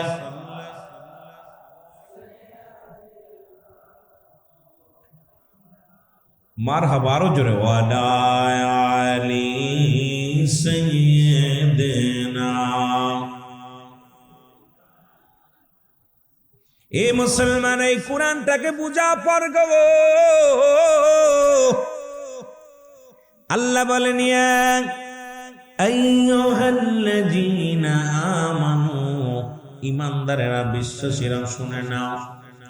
আল্লাহ যদি বলতে আইয়ুহান নাস, মানুষ সম্প্রদায়, আল্লাহ মানুষকে ডাক দেন নাই। এই মানুষের মধ্যে একটা ঈমানদার আছে, যারা আল্লাহ ওয়ালা আছে, আল্লাহ রঙে রঙ্গিত হলো, আল্লাহ রাব্বুল আলামিনের পাগল যারা, আল্লাহকে ইমানদারেরা বিশ্বাসীরা শোনো, ও ইমানদারেরা শুনে নাও, এই পৃথিবীর মধ্যে শুনে নাও, ইমানদারেরা রে, বিশ্বাসীরা রে, তোমরা কি করো, ধুলো ফিসসিলমি কাফা, পরিপূর্ণভাবে প্রবেশ করো, পরিপূর্ণভাবে দাখিল হও। কিসের মধ্যে? ইসলামের মধ্যে।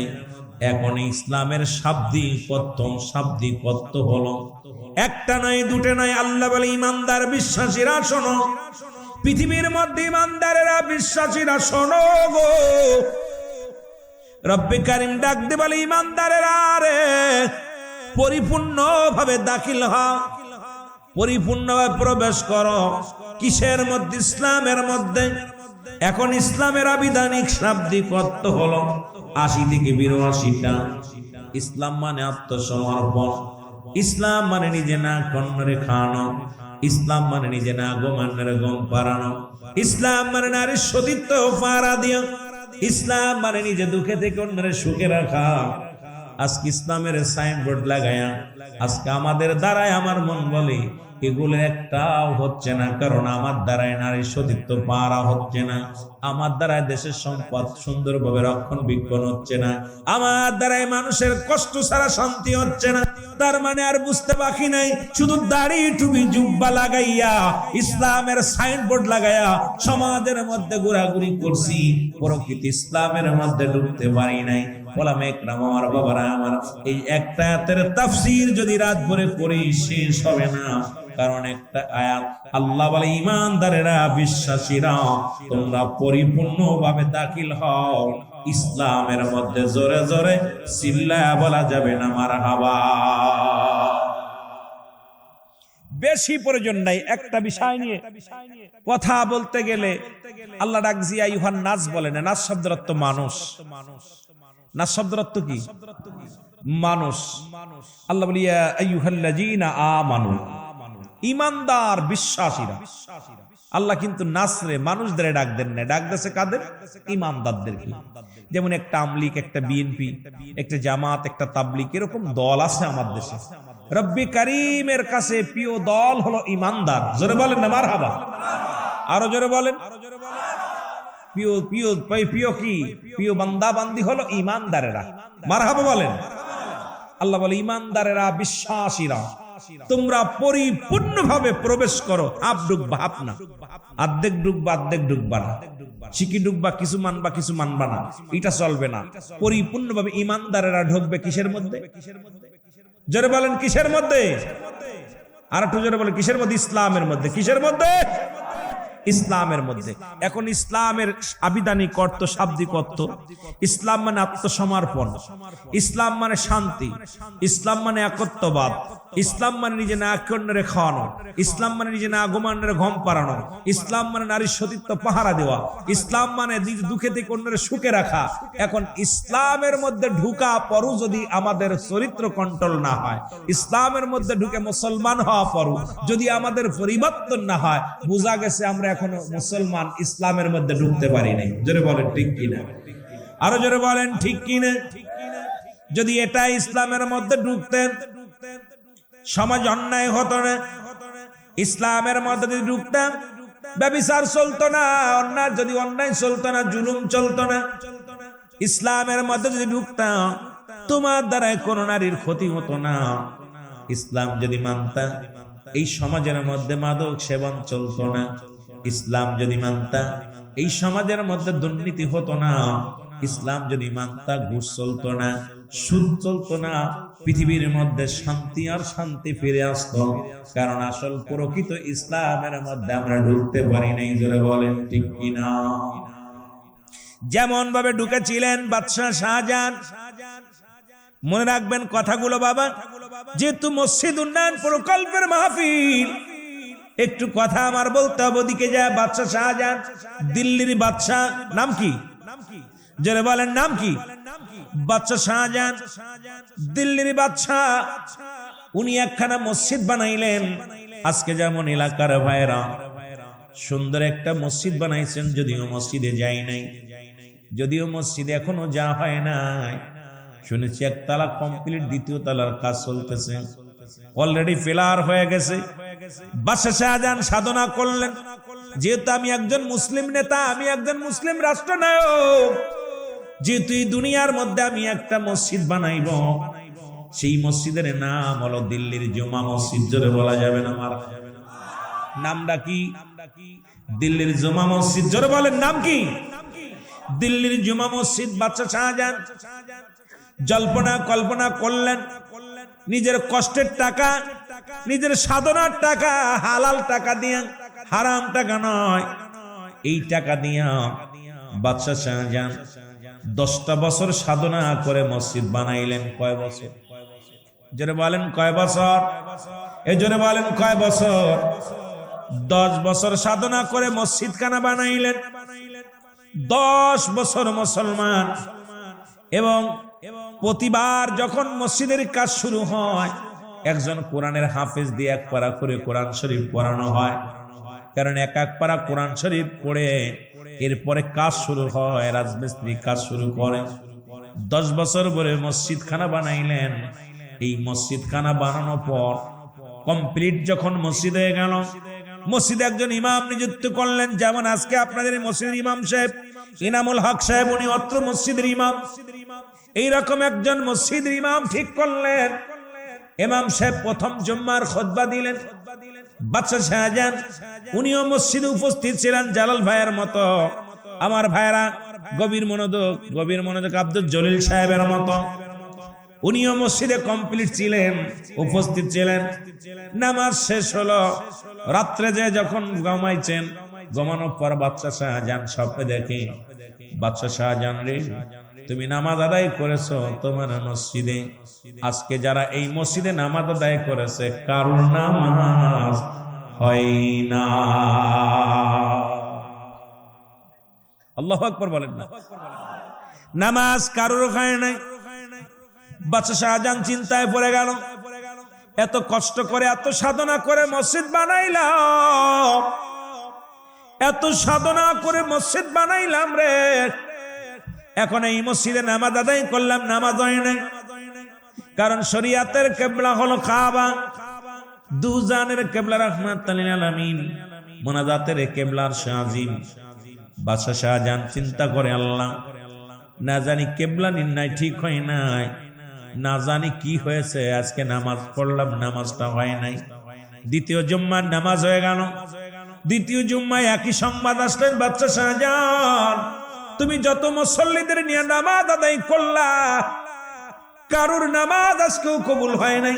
জোরে বলা যাবে না আল্লাহু আকবার? কারুর নামাজ হয় নাই।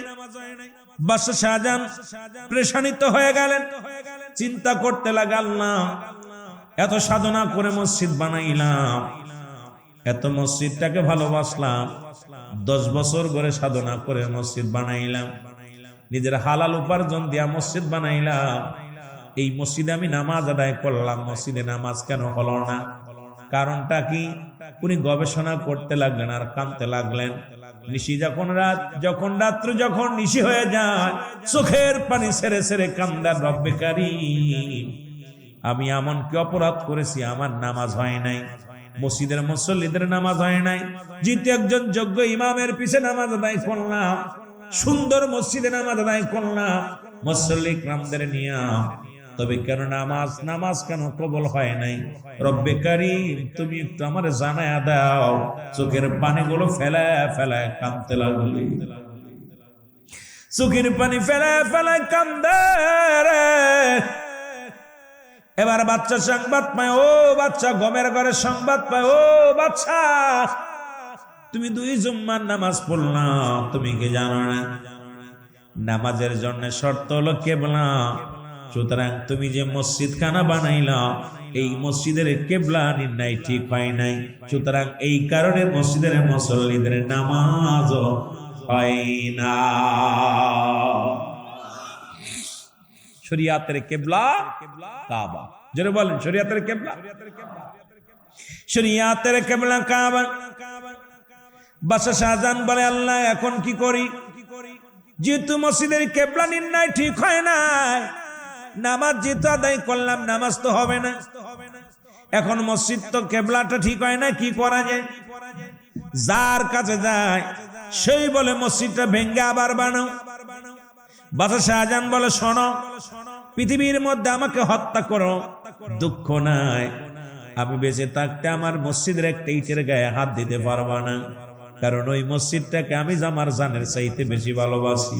যেমন আজকে ভালোবেসে আপনারা দান ধ্যান করলেন, অত্যন্ত ভালো লাগলো। আপনারা উপস্থিত আমার দান চাওয়ার আগে 1,50,000 করে আপনারা যারা শরীক হয়ে গেছেন, বড় আনন্দ লাগছে। বাদশাহ শাহজাহান ডাক দে বলে, মুসল্লিরা, ভাইরা শোনো, আমি বাদশাহ শাহজাহান আমার জীবনের চাইতে মসজিদটাকে ভালোবাসি। এই মসজিদ আমার জীবন থাকতে মসজিদের গায়ের একটা পাথরের ক্ষতি হতে আমি বাদশাহ শাহজাহান দিব না। কার ঘর? কার ঘর? এই জোরে বলেন, কার ঘর? আমরা কার ঘর? আমরা কার? মসজিদ কার? আর জমিন কার? এগুলো শেষ করে দিবে কে? আল্লাহ কয়, কুল্লু মান আলাইহা ফান। সব শেষ। যেদিন সব শেষ হয়ে যাবে মসজিদ জিন্দা থাকবে। মারহাবা বলেন না? সব যেদিন শেষ হয়ে যাবে, মুসলমান শুনে না, আলোচনা মনে রাখবেন, কই থেকে কই যায়। যেদিন কিয়ামত সংগঠিত হয়ে যাবে, তাম পৃথিবী চূর্ণ বিচ্ছিন্ন হয়ে যাবে, মসজিদগুলো খাড়া থাকবে। মসজিদ আরজি করবে, আল্লাহ আমার ভিতরে যারা সালাত আদায় করেছিল, আমার যারা দান ধ্যান করেছিল, আমি মসজিদ একটা দাবি করব, আল্লাহ তাদেরকে না নিয়ে আমাকে শেষ করার আগে জবাব দিতে হবে।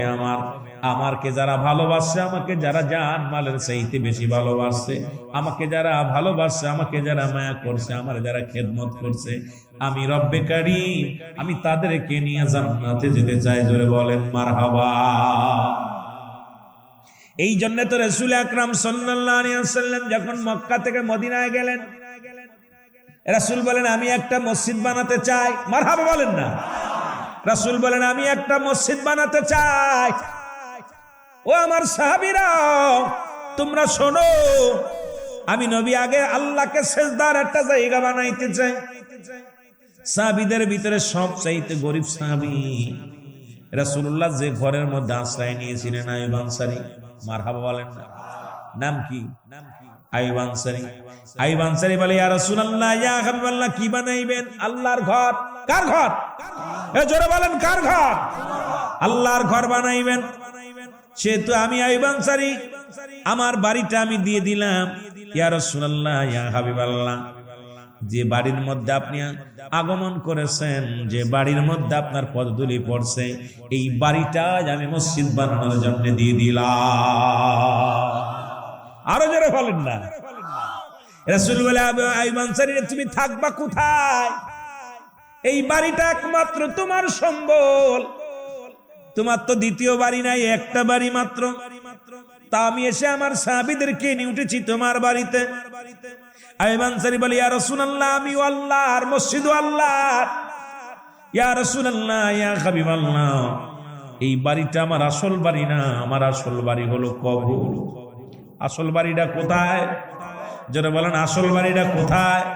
এই যে একটু আগে আমার এক ভাই চলে গেছে, পৃথিবীর মধ্যে আসার একটা সিরিয়াল আছে, যার কোন সিরিয়াল নাই। আজকে মাহফিলের দিন, তবুও দুনিয়া থেকে বিদায় হয়ে গেল। দেখা যায় বাবা জিন্দা, সন্তান দুনিয়ার মধ্যে নাই। সন্তান জিন্দা, বাবা দুনিয়ার মধ্যে নাই। নাতির লাশ দাদার কাঁধে, দাদার লাশ নাতির কাঁধে। কি কখন চলে যাবে কেউ বলতে পারি না। আইয়ুব আনসারী বলে, ইয়া রাসূলুল্লাহ, ইয়া হাবিবাল্লাহ, যেহেতু আপনি আল্লাহর ঘর বানাবেন, আমি আল্লাহ রাব্বুল আলামিন আমারে দুনিয়ায় পাঠাইছে, এই ঘরটা আমি আপনার মসজিদের জন্য, আল্লাহর ঘরের জন্য দান করে দিলাম। সাহাবীর আশ্চর্য হয়ে গেছে। রাসূলুল্লাহ তাকায় আছে আনসারীর দিকে। আনসারী, তুমি তোমার একমাত্র ঘর, থাকার ঘর, বাসস্থান, এটা তুমি আমার দিয়ে দিলা। আমার নবী বলে, আনসারী, তুমি এটাও দিয়ে দিলা। বলে, হুজুর, আমার আসল ঠিকানা, আসল বাড়ি হলো আমার কবর। দুনিয়ার ধন সম্পদ, দুনিয়ার দালান কোঠা, দুনিয়ার ধন সম্পদ, দুনিয়ার দণ্ডত্র কিচ্ছু আমি সঙ্গে নিয়ে যেতে পারবো না। ইয়া রাসূলুল্লাহ, ইয়া হাবিবাল্লাহ, আইয়ুব আনসারী, আমি আপনাকে মসজিদ বানানোর জন্য দান করে দিলাম। নবীকে আমি জমি পাইলাম, এখন তোমরা কে কোথায় আসো? যেহেতু আমার আনসারী জমি দিয়েছে, তোমরা আসো। এই মসজিদ নির্মাণের জন্য টাকা লাগবে। কি লাগবে? এইটা মসজিদ নির্মাণের জন্য কিছু কি লাগবে? কাঠ লাগবে, কিছু সামিয়ানা লাগবে, এইটার জন্য কিছু তক্তা লাগবে। কে কোথায় আসো? সাহাবীরা যার যার যে স্থান থেকে আজকে যেমন আপনারা বন্টন করলেন, এইরকম সাহাবীরা কি করলেন? যার যার স্থান থেকে কেউ খাজুরের ডাল, যার খাজুর গাছ ছিল খাজুরের ডালগুলো কেটে আনলেন, খাজুর গাছ নিজের ঘাড়ে করে কেটে আনলেন। আমার সাহাবীরা পাথরগুলো সংগ্রহ করলেন, সুন্দর একটা মসজিদ বানাইলেন। যে মসজিদটা হলো আমার নবীর মসজিদ। জোরে জোরে চিল্লায় বলা যাবে না মারহাবা? আর একটু জোরে।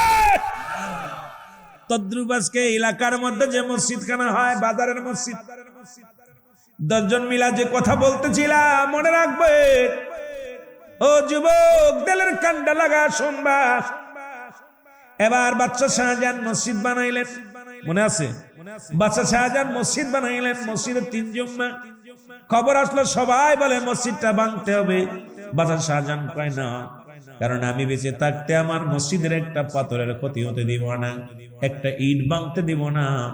এটা যখন প্রতিজ্ঞা করলেন, লোকজনে বলে, বাদশা শাহজাহান, তুমি এই এলাকার মধ্যে একজন ভালো ব্যক্তির সন্ধান করো, যার কাছে গেলে ভালো পরামর্শ পাবা, যে মসজিদটা কি করা যায়, কোন ভাবে নামাজ আদায় করা যায়, এই গবেষণা করো, তার কাছে যাও, শোনো। এলাকার মানুষ যখন পরামর্শ দিলেন, বাদশা শাহজাহান বলে, প্রজারা তোমরা বলো, এই জামানার মধ্যে এমন কে আছে রে, যার কাছে গেলে আমি বাদশা শাহজাহান আমার মসজিদটাকে আমার জানের চাইতে বেশি ভালোবাসি রে, এই মসজিদটাকে আমি আমার প্রাণের চাইতে বেশি ভালোবাসি। আমি বেঁচে থাকতে যদি আমার মসজিদে কোনো আঘাত আসে রে, আমি বেঁচে থাকতে যদি আমার মসজিদের উপরে কেউ আক্রমণ করে, আমি বাদশা শাহজাহান মেনে নিতে পারবো না। তোমাদের কাছে আমার একটা দাবি, তোমরা এমন কোন ব্যক্তির নাম ঘোষণা করো, যে ব্যক্তির কাছে গেলে আমার মসজিদটা এই অক্ষত অবস্থায় থাকবে। এমন কোন ব্যক্তির নাম জানোনি, যার পরামর্শ অনুযায়ী আমার মসজিদটা সুন্দর থাকবে? জোরে বলেন মারহাবা। এমন কেউ আছে? লোকজন বলে, হুজুর আপনার রাজ্যে একজন লোক আছে, তার নাম আমরা সবাই বলতেছি, শোনেন। বলে, তার নামটা কি বলো? বলে, হুজুর তার নাম হলো বাচ্চা। হুজুর শোনো, তার নাম হলো নিজামউদ্দিন আউলিয়া। জোরে বলেন না মারহাবা, আরো জোরে বলেন মারহাবা। নিজামউদ্দিন আউলিয়া, উনি আপনার রাজ্যে একজন ভালো মানুষ, ধার্মিক মানুষ, আল্লাহওয়ালা মানুষ। হুজুর ওনার কাছে গেলে সুপরামর্শ পাবেন, সুন্দর পরামর্শ পাবেন। ওনার কাছে গেলে আপনার মসজিদটা কেমনে সুরক্ষিত রাখা যায়, কিভাবে কেবলা নির্ণয় করা যায়, পরামর্শ দিবে বাদশা। বাদশা খবর শুনে চলে গেলেন কোথায়? নিজামউদ্দিন আউলিয়ার দপ্তরে। এখন বাংলাদেশের অনেক আলেমরা, আমার দেশের অনেক প্রেসিডেন্ট মানতে চায় না রাজ মুসলমান আউলিয়াদেরকে, কিন্তু বাদশা শাহজাহান আউলিয়াদের এত সম্মান করতেন, ভালোবাসতেন। বাদশা শাহজাহান চলে গেলেন আউলিয়ার দপ্তরে। নিজামউদ্দিন আউলিয়া, জোরে জোরে বলেন মারহাবা। কার দরবার? নিজামউদ্দিন আউলিয়া, আরো জোরে বলেন কার দরবার? নিজামউদ্দিন আউলিয়ার দরবারে চলে গেলেন। সালাম দে আল্লাহর ওলি,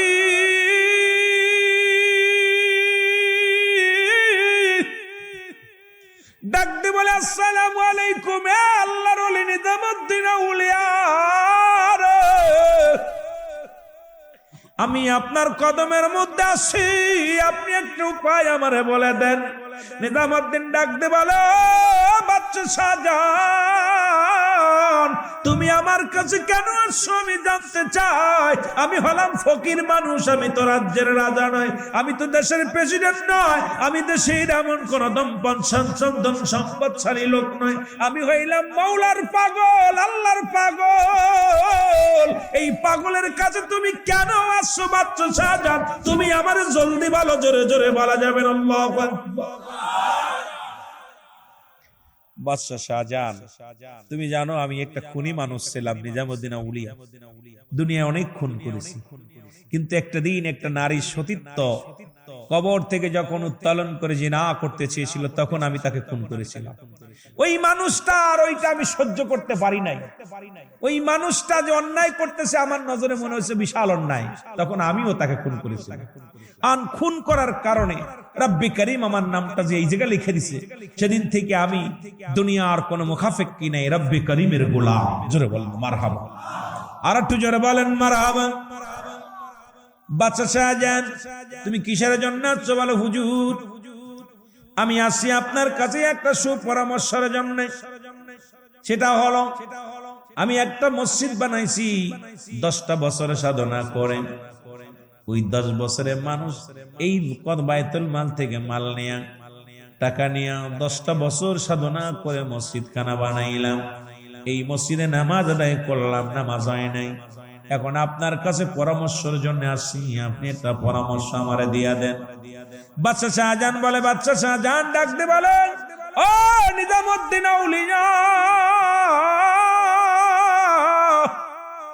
তাড়াতাড়ি আমার একটা পরামর্শ দাও। নিজামুদ্দিন আউলিয়া কয়, হুজুর আপনার মসজিদটা ভেঙে ফেলেন, ভেঙে আবার নতুন করে বানান। বাদশা শাহজাহান কয়, ও নিজামুদ্দিন আউলিয়া, বাঙ্গা তো দূরের কথা, আমার মসজিদের একটা ইটের যদি ক্ষতি হয় আমি বাদশাহ শাহজাহান কোনদিন মেনে নিতে পারবো না। আমার মসজিদ আঘাত করা মানে আমার কলিজা আঘাত করা। আমি বেঁচে থাকতে আমার মসজিদের গায়ে একটা টুকা মারবে, আমি এটা মানতে পারবো না। জোরে বলেন মারহাবা। আজকে সেই ভারতের মধ্যে অসংখ্য মসজিদ গুলো গুঁড়ো করে দিতেছে। এর মসজিদ ভাঙ্গে মন্দির বানায়। ওরে মুসলমান শোনো, এর মুসলমান সারা বিশ্বের বুকে অনেক মসজিদের উপর আক্রমণ হয়, মসজিদ আকসার মধ্যে আক্রমণ হয়। ও যুবক বন্ধুরা শোনো, যদি মুসলমানদের অন্তর না কান্দে, মুসলমানদের হৃদয় যদি রক্তক্ষরণ না হয়, আমার মন বলে এর মতো মুনাফিক মুসলমান আর দুনিয়ায় কেউ নাই। জোরে বলেন ঠিক কিনা?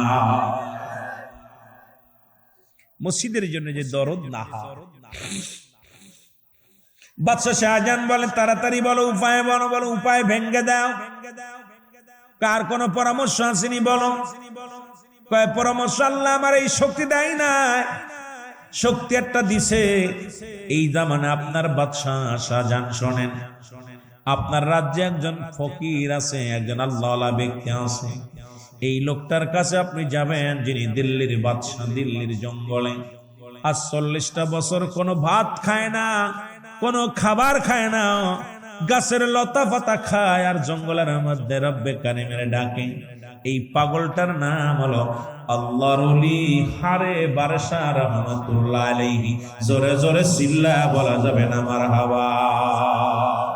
আল্লাহ বলেন কুরআনুল কারীমের মধ্যে, এখন আবার ওলিদের কথা বললেই বলবেন হুজুর পালেন কোথায়? ওলি আল্লাহ কি কোরআনে আছে? তাফসীর কুরআনুল মাহফিলে আবার ওলি আল্লাহর কথা বলেন কেন? কোরআনে বলে মুর্শিদ, কোরআনে বলে মুর্শিদ, আরবিত মুসলমান, কোরআন নাজিল হয়েছে আরবি ভাষায়, ফার্সি ভাষায় হলো পীর। মারহাবা বলেন না। আবার এখন পীরের কথা বললে অনেক আলেমরা কইব তাফসীরুল কোরআন মাহফিলে পীরের কথা বলে কেন?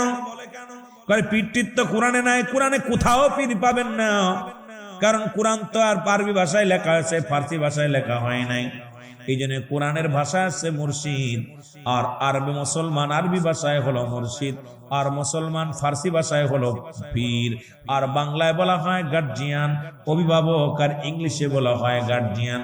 আল্লাহ বলে সূরা ইউনূসের মধ্যে 11 নম্বর পারা 62 নম্বর আয়াত, আল্লাহ বলে আলা। এখন কোরআনের মধ্যে যদি না পান তাফসীর শোনেন আল্লাহ কি কয়? আল্লাহ বলে আলা, সাবধান, ইন্নানি চালা ইন্না উল্লাহি, আল্লাহ তরফ থেকে যারা ওলি হয়, লা নাই কোন শব্দের অর্থ ভয়, ওলা যদি অবস্থান করে কুমুদের উপরে আহজানুন, তাদের কোনো চিন্তা নাই, ভাবনা নাই। কোরআনুল কারীমের মধ্যে সূরা ইউনূসের মধ্যে 11 নম্বর পারা 62 নম্বর আয়াত। এখন যদি কোরআন যদি বলেন পাই নাই, আমি মনে করি আপনারা কোরআন পড়েন নাই। জোরে জোরে চিল্লায় বলো আল্লাহু আকবার। এখন ওলি আল্লাহর কথা কইতেছি তো অনেকে কইতে পারে হুজুর তাফসির মাহফিল আবার ওলি আল্লাহদের টানিয়ে আনে কেন? আমাদের তো আমার দেশের বক্তা তো তাফসির করা শুরু করলে আর ওলি আল্লাহদের লাগে না, কিন্তু বাংলাদেশে আনছে তো ওলি আল্লাহ। পিতা মাতা যদি না আইলো তুই কইতে আইলি? পিতা মাতাই তো আমাদের আগে, জোরে বলেন ঠিক কি না? আব্বার মা না থাকলে আমি আইতাম কই? কথা বলেন না। আমাকে দুনিয়া আনার জন্য ভূমিকা বাবা মায়ের কম আছে? কথা বলেন। ভাইজান ওয়াজ করছে, ভাইজান পিতা মাতার একটু ওয়াজ করবেন, কিন্তু সময় যদি পাই যাব। এই পিতা মাতা ছাড়া কোনো গতি আছে আসার মতো? যদিও আসে জারস, তাও তো একজন বাবার মাধ্যম লাগে, জোরে বলেন ঠিক কি না? এখন বাংলাদেশে ইসলাম যারা আমরা প্রচার করতেছি, খোদার কসম করে বলি, এই ইসলামটা মানার আগে ওলি আল্লাহ না মানে যদি ইসলাম মানেন, আমি মনে করি আপনি সঠিক ইসলামের মধ্যে নাই। কারণ এই বাংলার জমিন ইসলাম আনছে আল্লাহর ওলিরা, জোরে বলেন ঠিক কিনা? আরো জোরে বলেন ঠিক কিনা? আপনি মানেন চাই না মানেন কিচ্ছু যায় আসে না। আমার এদেশে ইসলাম আনছে কে? আনছে আল্লাহর ওলিরা, জোরে বলেন মারহাবা। আমার ভাইরা, আমার বন্ধুরা, আমার এই জন্য আমি কোরআন থেকে বললাম। বলবে হুজুর তাফসির পালেন কই? যেহেতু তাফসিরুল কোরআন মাহফিল, সূরা ইউনূসের মধ্যে 11 নম্বর পারা 62 নম্বর আয়াত, হাদিস শরীফ মেরকাত সরে মেরকাতে 10ম খণ্ড 722 নম্বর পৃষ্ঠা লিখে নেন ভালো করে। তাফসিরুল বায়ান 5ম খণ্ড 524 নম্বর পৃষ্ঠা। এখন আপনি লিখে নেন, যদি কোনো হুজুর পাই নাই, এখন অফেন্স চ্যালেঞ্জ আপনি ভালো করে লিখে নেন। আল্লাহ রাসূল বলে আলা সাবধান, ইন্না নিচালা ইন্না উজাল্লাহি, আল্লাহর তরফ থেকে যারা ওলি হয় লা ইয়ামুত, তাদের মৃত্যু নাই। সুতরাং আল্লাহর নবীজি বলছে, আল্লাহ বলছে, এখন আমি মৌলবী বললে দোষ কি? জোরে বলেন ঠিক কি না? আপনি মানবেন না ঠিক আছে, কিন্তু মানুষের সামনে আইয়া যদি বলেন ওলি আল্লাহ লাগবে না, পীর সাহেব লাগবে না, আমি মনে করি আপনার ওয়াজ শোনায় জায়েজ নাই। জোরে বলেন ঠিক কি না? আপনার ওয়াজে বসাই জায়েজ নাই। কারণ বাংলাদেশে বাস করবেন, ওলি মানবেন না, বাপ মার গর্ভে জন্ম নিবেন, মায়ের গর্ভে মার মানবেন না, এগুলো আমি মানতে পারবো না। জোরে বলেন ঠিক কি না? আমার বন্ধুগণ গভীর মনোযোগ। এইবার নিজামুদ্দিন আউলিয়া ডাক দিয়ে বলে, আল্লাহর ওলি নিজামুদ্দিন আউলিয়া ডাক দিয়ে বলে, বাদশা শাহজাহান,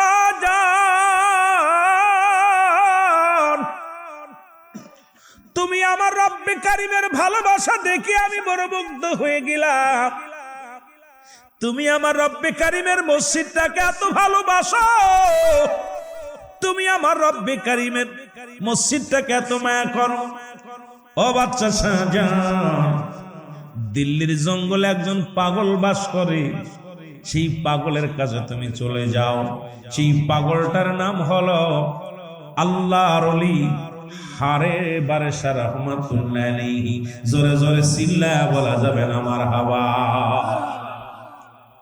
বাদশা শাহজাহান বাড়িতে আসলেন, বাড়িতে এসে খানা পিনা নিয়ে, পানি নিয়া, খানা নিয়া জঙ্গলে রওনা হয়ে গেলেন। কারণ মসজিদটা দরকার, যেমন আপনাদের আমার ভাই বললেন যে মসজিদ আমাদের দরকার, করতেই হবে। কারণ মানুষ নামাজের জন্য সিজদার একটা জায়গা, যেখানে করার জন্য আপনাদের চেষ্টা লাগবে, ভালোবাসা লাগবে, দোয়াও লাগবে, দাও লাগবে। যাদের নাই তারা দোয়া করবেন, প্রয়োজন হলে শ্রম দিবেন, নিজে আপনি শ্রম দিবেন। কারণ একজন আমাদের যদি না পারেন একটা দিন আপনি কর্মী হিসেবে জোগালে কাজ করে দিয়ে যাবেন, না পারলে একটু দোয়া করবেন। কিন্তু এটার প্রতি হিংসা করার কোনো আপনার মুসলমান ইখতিয়ার নাই। কারণ ওই ঘরটা হলো আমার রব্বে কারিমের, আপনিও আল্লাহর ঘর, আল্লাহর। জোরে বলেন ঠিক কিনা? বাদশা শাহজাহান চলে গেলেন খানা দানা নিয়ে, খুঁজতে খুঁজতে যাইয়া কোথাও দিল্লির জঙ্গলের মধ্যে পার ও পার ঘুরে, কিন্তু পাগল আর পায় না, এই লোকটার আর পায় না। হঠাৎ দেখে সিজদার মধ্যে পড়ে কান্দে আর বলে, আল্লাহ রব্বে কারিম গো, এই দুনিয়ার মধ্যে তুমি আমারে পাঠাইলা, আমি ঠিক মতো ইবাদত বন্দেগী করতে পারলাম না, ঠিক মতো তোমার হুকুম মানতে পারলাম না, ঠিক মতো তোমার আদেশ মানতে পারলাম না রে আল্লাহ। আমি কখন মারা যায়? আমার স্বপ্ন ছিল একটা জায়গা ঘুমাবো, যেখানে শুয়া শুয়া মুয়াজ্জিনের আযান শুনবো। স্বপ্ন কি? আযান শুনবো, মুয়াজ্জিনের আযান শুনবো, কিন্তু আমার কপালে নাই। 40টা বছর জঙ্গলায় কাটা দিলাম, এই 40টা বছর একদিন নয় দুদিন নয়, 40টা বছর জঙ্গলে আমার ঠিকানা, গাছের লতা পাতা খায় আর তোমার জিকির করি আল্লাহ। স্বপ্ন আছে যেদিন আমি ঘুমাইব, ওই ঘুমের ঘরের মধ্যে যেন আজানের শব্দ শুনতে পায়, ওই ঘুমের মধ্যে যেন কোরআনের বাণী শুনতে পায়। এটা আমার আশাটা কি পুরা হবে আল্লাহ? এইটা বাসনা নিয়ে দরবার আল্লাহ দরবারে কান্দে। এর মধ্যে বাদশা শাহজাহান দাঁড়ায় আছে। বাদশা শাহজাহানকে দেখেই ডাকতে বলে, পাগলা ও বাদশা শাহজাহান, তুমি কেন এই জমিনের মধ্যে আসলা? তুমি কেন দিল্লির জঙ্গলে? জোরে বলা যাবে না মারহাবা? আর একটু জোরে বলেন মারহাবা। তুমি কেন দিল্লির জঙ্গলে? বাদশা শাহজাহান বলে, হুজুর আপনি কে গো? আমি তোমার রাজ্যে বাস করি, আমারে তুমি চেনো না? যেহেতু রাজ্য তোমার, তুমি বাদশা শাহজাহান, তুমি হলে দিল্লির প্রেসিডেন্ট, আর আমি হলাম দিল্লির ফকির। তোমার রাজ্যে বাস করি, আমি খবর রাখি। তুমি হলে দেশ রাষ্ট্র নায়ক, তুমি বাদশা শাহজাহান। সুতরাং শোনো, তুমি কেন এই দিল্লির জঙ্গলে আসছো? বাদশা শাহজাহান চোখের পানি ছেড়ে কান্দার বলে, হুজুর চোখের পানি বিলায় ফেলায় কান্দের ডাক দে বলে, আল্লাহর ওলি যদি আমার চিনতে না ভুল হয়, আপনার পরিচয়টা চাই। আল্লাহর ওলি পরিচয় দেয়, বাবা আমার পরিচয় হলো, আমার নাম হারে বারেশাহ রহমাতুল্লাহ আলাইহি। জোরে জোরে চিল্লায় বলা যাবে না মারহাবা? বলে হুজুর আপনার কদমের মধ্যে আমি আসছি। বলে কেন আসছো? বলে হুজুর আমি একটা মসজিদ বানাইলাম 10 বছর সাধনা করে, এই মসজিদটার কেবলা নির্ণয় হয় নাই। এখন এই মসজিদটা কিভাবে কেবলা নির্ণয় করে যে আমাকে বলে দেন হুজুর। আল্লাহর ওলি কথা হই না, হাসি দিছে একটা। এই ব্যাপার নিয়ে আইছো? কও এই কি কোনো ব্যাপার নেই? ও তো মসজিদ এমনি সোজা হয়ে যাবে। সুবহানাল্লাহ বলেন না? আল্লাহর ওলি যখন এই কথা বললেন, বাদশা শাহজাহান তাকায় দেখে মানুষটার গায়ে গোস্ত না, একদম দুর্বল মানুষ, গায়ের ভিতরে কোনো গোস্ত নাই, উঁচু লম্বাও বেশি নয়। এই পৃথিবীর মধ্যে সবচেয়ে সাধারণ একটা মানুষ, যেহেতু 40 বছর খানা খায় না, 40 বছর অনাহারে, 40টা বছর জঙ্গলায় বাস করে, লতা পাতায় একমাত্র তার খানা। বাদশা শাহজাহান একবার তাকায় মুখের দিকে, আবার তাকায় উপর দিকে, চিন্তা করে এই লোকটা কি কয়, এই মসজিদ নাকি ধাক্কা দিয়ে সোজা করা কোনো ব্যাপারই না। ডাকতে বলে, হুজুর আমার মসজিদটাকে কেবলা নির্ণয় করা লাগবে, আপনি চলেন। ডাকতে বলে, বাদশা শাহজাহান যেতে পারি, আমার একটা শর্ত আছে, যদি মানো। কয় শর্তটা কি? শর্তটা হলো আমি মারা যাব, আমি মারা যাওয়ার পর ওই মসজিদের মেম্বারের সামনে আমার কবরটা দিবা। বলো তুমি যদি রাজি হও, আমার মনে বড় স্বপ্ন, ওই মসজিদের মেম্বারের সামনে আমি ঘুমাইব।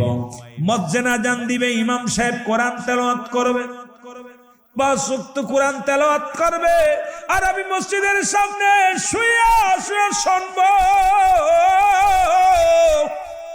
তুমি যদি আমাকে এই হুকুমটা দাও, এইটা যদি রাজি হও, ও বাদশা শাহজাহান তোমার মসজিদটা আমি কেবলা নির্ণয় করে দিব। জোরে জোরে চিল্লা বলা যাবে না মারহাবা? মসজিদ আমি গুছায়া দিব, কিন্তু শর্ত হলো আমারে শুইতে দিতে হবে মসজিদের মেম্বারের সামনে। রাজি আছো? বাদশা শাহজাহান বলে, হুজুর আমি প্রেসিডেন্ট, আমার বড় স্বপ্ন ছিল আমি ওই মসজিদের মেম্বারের সামনে ঘুমাবো, আমার বড় স্বপ্ন, এই জন্য মসজিদটা বানাইলাম। আমার স্বপ্নটা হুজুর আমার পুরা ছিল।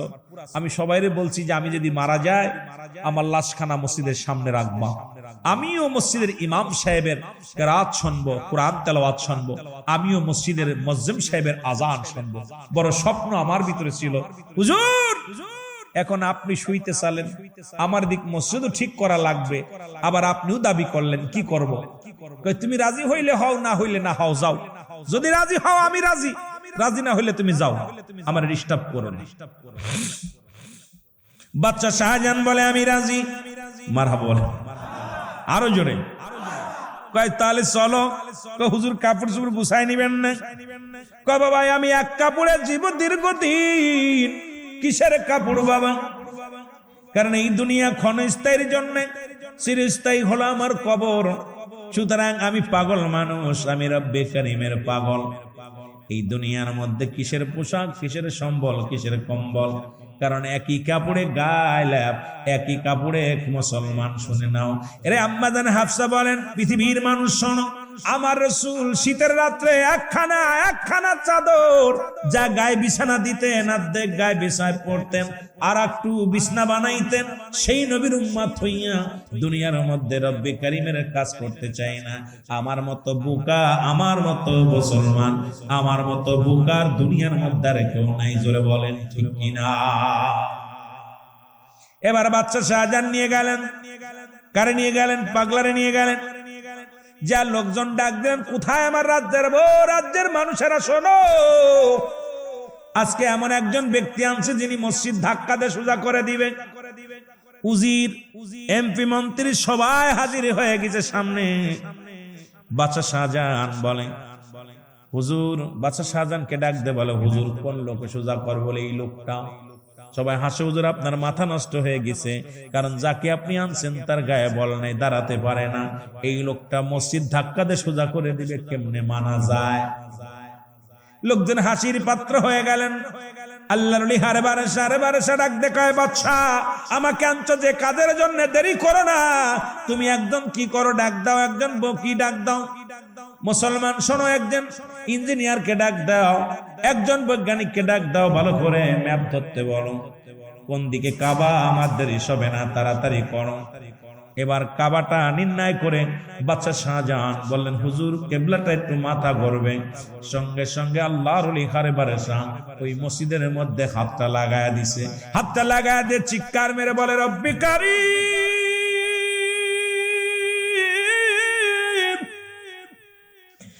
রব্বে কারীম, এই মসজিদ তোমার ঘর, আমিও তোমার। 40টা বছর জঙ্গলায় কাটাইলাম রে, জীবনে কোনোদিন চাই নাই, জীবনে কোনোদিন তোমার কাছে বাড়ি চাই নাই, গাড়ি চাই নাই, দুনিয়ার মধ্যে কোনো কিছু চাই নাই। আজকে একটা মাত্র চাও, তোমার মসজিদটা ঘুরে যেতে বলো। এই মসজিদের মেম্বারের সামনে আমি ঘুমাইবো, আমি চির ঘুমে ঘুমাইবো রে আমার আল্লাহ। এই মসজিদটা যেন তাড়াতাড়ি ঘুরে যায়। জোরে জোরে বলেন মারহাবা। ঘুইরা ধরার সঙ্গে সঙ্গে মসজিদ একা একা ঘুরে গেছে। সুবহানাল্লাহ বলেন। আর একটু জোরে। যদি কেউ দিল্লি যান, দিল্লির জুমা মসজিদে নামাজ আদায় করবেন, দেখবেন ওই মসজিদের ভিতরে নামাজ আদায় করতে গেলে একটা মানুষ যখন দাঁড়ায় যাবেন, মনে হয় চারিদিকে মানুষ দাঁড়ায় আছে। ডান দিকের পিলারটা দেখে এসেছিলাম ভাঙ্গা। ও মুসলমান শুনে নাও, কারণ একটা গাছ পড়িয়া পিলারটা ভাঙছে। ওই মসজিদের সামনে আল্লাহর ওলি হারে বারেসার মাজারটা আছে। আজও পর্যন্ত জীবনের স্বপ্ন ছিল আমার বাবারা আমার, আজকে আপনাদেরও সেই স্বপ্ন থাকার দরকার। আল্লাহর ঘর মসজিদ আমরা বানাইবো জানমাল দিয়া। এই মসজিদ থাকবে, এই মসজিদ একদিন আপনার জন্য সুপারিশ করবে। এই মসজিদ একদিন ডাকবে, আল্লাহ অমুক মিয়া আমারে দান করেছিল, অমুক মিয়া আমার ইট দান করেছিল, অমুক মিয়া আমারে পাথর দিয়েছিল, অমুক মিয়া আমারে কি দিয়েছিল, মুসলমান শোন লোহা দিয়েছিল, অমুক মিয়া আমার টায়াসের কাজ দিয়েছিল। সুতরাং তাকে তুমি নাজাত দাও, তো তুমি নাজাত দাও। সেই মসজিদের খেদমত করার দরকার আছে কিনা? ও ভাই উঠতেছেন কি? আপনাদের কাছে চাইতেছি না, ভয় নাই। আমি মসজিদ মনে হচ্ছে হুজুর মনে হয় এবারে কালেকশন শুরু করবে। অনুরোধ করি, এই মসজিদটা কার? জোরে বলেন না কার? আরো জোরে বলেন কার? এটা আপনি দিলেও হবে, না দিলেও হবে। 2 বছর পর হোক, 5 বছর হোক, দেখছেন কোথাও মসজিদ পড়ে আছে, আপনি যত উঠে যান কিচ্ছু যায় আসে না। কোন পাগলের মনের ভিতরে লাগাই দিবে আল্লাহ পাগলামি, পাগলে একা একা সব আমি করবো। জোরে বলেন ঠিক কিনা? দেখছেন না আজ পর্যন্ত পড়ে আছে কোন মসজিদ? কথা বলেন, পড়ে আছে? একভাবে না একভাবে হয়ে যায়। হয়তো 2 দিন সামরিক কিছু কষ্ট হয়, রব্বে কারীমের ইজ্জত ওই ঘর, এটা এমন ভাবে উঠবে আপনি কল্পনাও করতে পারেন। এমন একটা দিন আসবে দান করার জায়গা পাবেন না, এমন একটা সময় আসবে দান করার সময় পাবেন না। এই যে ব্যক্তি চলে গেল, তিনটা জিনিস কাজে লাগবে। নাম্বার 1 নেক আমল, নাম্বার 2 সদকায়ে জারিয়া, নাম্বার 3 নেককার সন্তান। জোরে বলেন না মারহাবা, আরো জোরে বলেন, আরো জোরে বলেন। এই যে লোকটা চলে গেল, ওনার আমলের দরজা বন্ধ হয়ে গেছে, কি ঠিক কিনা? আমলের দরজা বন্ধ হয়ে গেছে। এখন তিনটা জিনিস লাগবে। নাম্বার 1 নেক আমল, যা করে গেছে এটা কাজে লাগবে। নাম্বার 2 সদকায়ে জারিয়া, মসজিদ মাদ্রাসা স্কুল কলেজ যা কিছু দুনিয়ার মধ্যে উন্নয়ন প্রকল্প আল্লাহর রাস্তায় যা করে গেলেন সমাজের জন্য, এটা কাজে লাগবে। নাম্বার 3 নেককার সন্তান। রব্বির গামহুমা কামা রব্বায়ানি সগীরা। জোরে জোরে বলেন, রব্বির গামহুমা কামা রব্বায়ানি সগীরা। জোরে জোরে চিল্লায় বলা যাবে না মারহাবা। ওরে আমি যদি যাই গো মারা, আমি যদি যাই গো মারা বিদেশের মাটিতে, লাশটায় আমার পৌঁছাই দিও মায়ের কোলেতে। ওরে লাশটায় আমার পৌঁছাই দিও, আরো জোরে বলেন, লাশটায় আমার পৌঁছাই দিও মায়েরই কোলেতে। ওরে আমি যদি যাই গো মারা, আমি যদি বিদেশের মাটিতে, লাশটায় আমার পৌঁছাই দিও মায়েরই কোলেতে। ওরে লাশটায় আমার পৌঁছাই দিও। জন্মের পরে যে কোলেতে রাখছে আমার মা,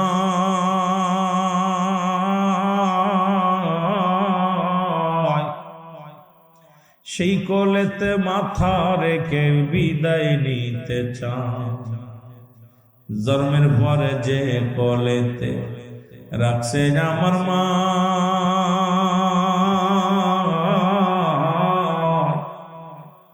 সেই মায়ের কোলে মাথা রেখে বিদায় নিতে চায়। আমার মায়ের মুখটা দেখলে পারে, মায়ের মুখটা দেখলে পারে শান্তি পাবো কবরে। লাশটায় আমার পৌঁছাই দিও মায়েরই কোলেতে। রে লাশটায় আমার পৌঁছাই দিও, আরো জোরে বলেন, লাশটায় আমার পৌঁছাই দিও মায়েরই কোলেতে। ওরে আমি যদি যাই গো মারা, বলো আমি যদি বিদেশের মাটিতে, লাশটায় আমার পৌঁছাই দিও মায়েরই কোলেতে। ওরে লাশটায় আমার পৌঁছাই দিও। এই জগতে মায়ের মতো হয়নি আপন,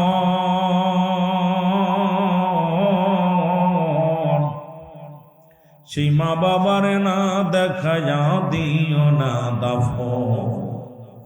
এই জগতে মায়ের মতো হয়নি কেউ আপন,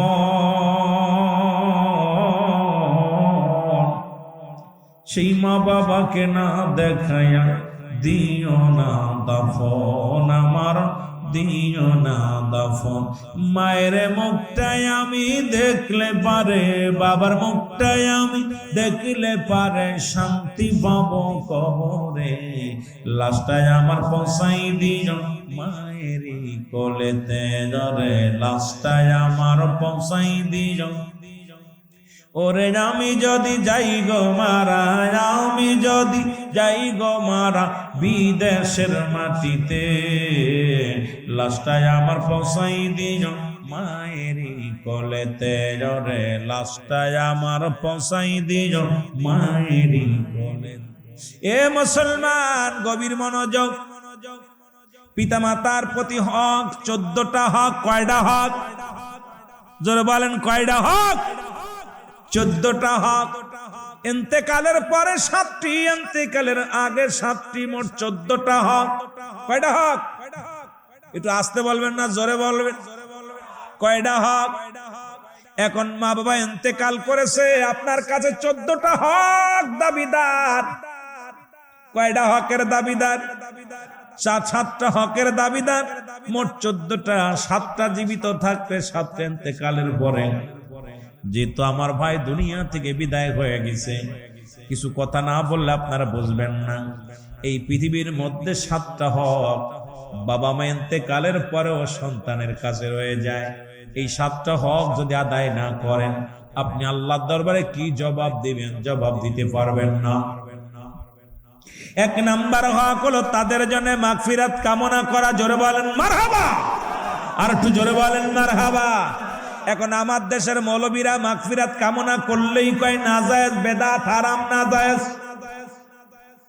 আমার আব্বা আমার মা মারা গেছে, তাদের জন্য 1 নাম্বার হক হলো হকগুলো আদায় করতে হবে। আমার রাসূল বলে গেছেন, এই হকগুলো যদি আদায় না করি আমরা দায়ী থাকবো কি থাকবো না? জোরে বলেন থাকবো কি থাকবো না? 1 নাম্বার হক হলো তাদের জন্য মাগফিরাত কামনা করা। সদা সর্বদাই মাগফিরাত কামনা করবেন আল্লাহ তাদের জন্য সুখে রাখে ওই কবরের মাজারে, তারা যেন সুখী থাকে রে আল্লাহ। সদা সর্বদাই যেখানে থাকবেন, যেখানে যাবেন, সেখানেই তাদের জন্য দোয়া চাবেন, তাদের জন্য মাগফিরাত কামনা করবেন আল্লাহ। আব্বা মা দুনিয়া থেকে বিদায় হয়ে গেছে, তারা যেন সুখে থাকে কবরের মধ্যে, তারা যেন কবর জগৎটা সুখময় হয় আল্লাহ, কবর জগৎটা যেন শান্তির মধ্যে থাকে। এই জন্য বেশি বেশি করে তাদের জন্য মাগফিরাত কামনা করতে হবে। 2 নাম্বার তাদের জন্য সবর রেসানি করা। জোরে বলেন মারহাবা, আরো জোরে বলেন মারহাবা। এদের জন্য দোয়া করার দরকার, সবর রেসানি করার দরকার আছে কি না? জোরে বলেন আছে কি না? আমার দেশের মৌলবীরা এখন দোয়া করতে চায় না। অবশ্য মুসলমান তাবলিগ জামাতের ভাইরা শুনে নাও গভীর মনোযোগ। ও মুসলমান শোনো, কমি অঙ্গনের বাজারেরা শোনো, রব্বে কারিমের কথা শুনে নাও মুসলমান আমার। এর মুফতি শফিক আহমেদের লেখা ফতোয়ায়ে দেওবন্দের মধ্যে প্রথম খণ্ডের মধ্যে 24 নাম্বার পৃষ্ঠার মধ্যে বয়ান করে 5 ওয়াক্ত নামাজ পড়ে জিয়ারত করে সর্বহালাতে আল্লাহর দরবারে 2টি হাত উঠাই দোয়া হলো উত্তম মুস্তাহাব। একখান দলিল দেখাও দোয়া করা যাবে না, একখান দলিল দেখাও জীবনে আর দোয়া করব না। ও আলেম ওলামা গভীর মনোযোগ। আজকে তাদের জন্য দোয়া করলেই বলো বেদাত আর নাজায়েজ। কারণ যাদের সম্পদ গ্রহণ করলা, যাদের বাড়িতে তুমি বাস করো, তোমার বাপ মার দেওয়া ঘরে তুমি বাস করো, বাপ মার কিনা সম্পদ তুমি গ্রহণ করেছো, বাপের দেয়া তুমি রক্ত মাংস তুমি ভোগ করতেছো, সব কিছু ভোগ করতেছো, শুধু দোয়া করা বেদাত। তোমার কপাল মন্দ। জোরে জোরে চিল্লায় বলো ঠিক কিনা? এই জন্য 2 নাম্বার তাদের জন্য সবর রেসানি করা। করবেন নি? জোরে বলেন করবেন নি? এই যে প্রতিবেশী ভাইয়েরা বলে গেছে তার জন্য দোয়া করবেন, সবর রেসানি করবেন। এখন আমরা প্রতিবেশীরা, বাবা আমাদের হক আছে, তার জন্য দোয়া করা। তার পিতা মাতা রেখে গেছে, যাদের সন্তানগুলো রেখে গেছে, তাদের জন্য দোয়া করা। মুসলমান শুনে নাও, ও মুসলমান, 2 নাম্বার হলো তাদের জন্য সবর রেসানি করা। 3 নাম্বার হলো মুসলমান শুনে নাও, তার ওসিয়াত পূরণ করা। শরীয়ত মোতাবেক যত ওসিয়াত করে গেছে এগুলো পূরণ করা। দুনিয়ার মধ্যে থেকে বাবা চলে গেছে, অনেক বাবা দেখা যায় মরার আগে বলে অমুক মসজিদে 1 লাখ টাকা দিস, অমুক জমিটা অমুকরে দিয়া দিস, তোর ভাইয়ের ওই সম্পদ দিস, এইটাও করিস, এইটা করিস, কিন্তু ছেলেরা এইটা করে না। আমার বাবা একটা নসিহাত, একটা ওসিয়াত। নসিহাত হলো দুনিয়ার মধ্যে জীবিত থাকতে সুন্দর পরিবেশে রাগের জ্বালায় বা কোন রকম ওসিয়াত করে গেলেন, বাবা এটা করো ওটা করো। ও মুসলমান, এটা হলো নসিহাত। আর ওসিয়াত হলো মৃত্যু সজ্জায় যখন মানুষ মৃত্যুবরণের সময় হয়ে যায়, শেষ সময় বাবা যখন এইগুলো বলে যায়, এই শরীয়ত মোতাবেক ওসিয়াত গুলো পালন করা আপনার আমার জন্য ওয়াজিব হয়ে যায়। জোরে জোরে বলেন মারহাবা। অধিকাংশ সন্তানগুলো এগুলো পালন করে না, এটা ধারেও যায় না। এই সন্তানগুলো ধরা পড়ে যাবে। বাবা মুসলমান, এ যুবক, দিলের কান্ডা লাগা শোনো, 4 নাম্বার হলো তাদের পৃথিবীর মধ্যে যদি কোনো দিনা পাওনা থেকে থাকে এগুলো পরিশোধ করতে হবে। মুসলমান বাবারা আমার, এই দুনিয়ার মধ্যে তোমার বাবা তোমার মা ইন্তেকালের পরে যদি কোনো দিনাদায়িক থেকে যায়, এটা খবর নিবা, ওই বাবার লাশ সামনে নিয়ে মাপ চাবা না। কারণ আমরা দুনিয়ার মধ্যে দেখি বাবার লাশটা সামনে নিয়ে মুসলমান মুসল্লিদের সামনে বাবাকে লাশটারে ছোট করা হয়, বলে আমার আব্বা মাপ চাইতে পারেন, এটা আমার আব্বার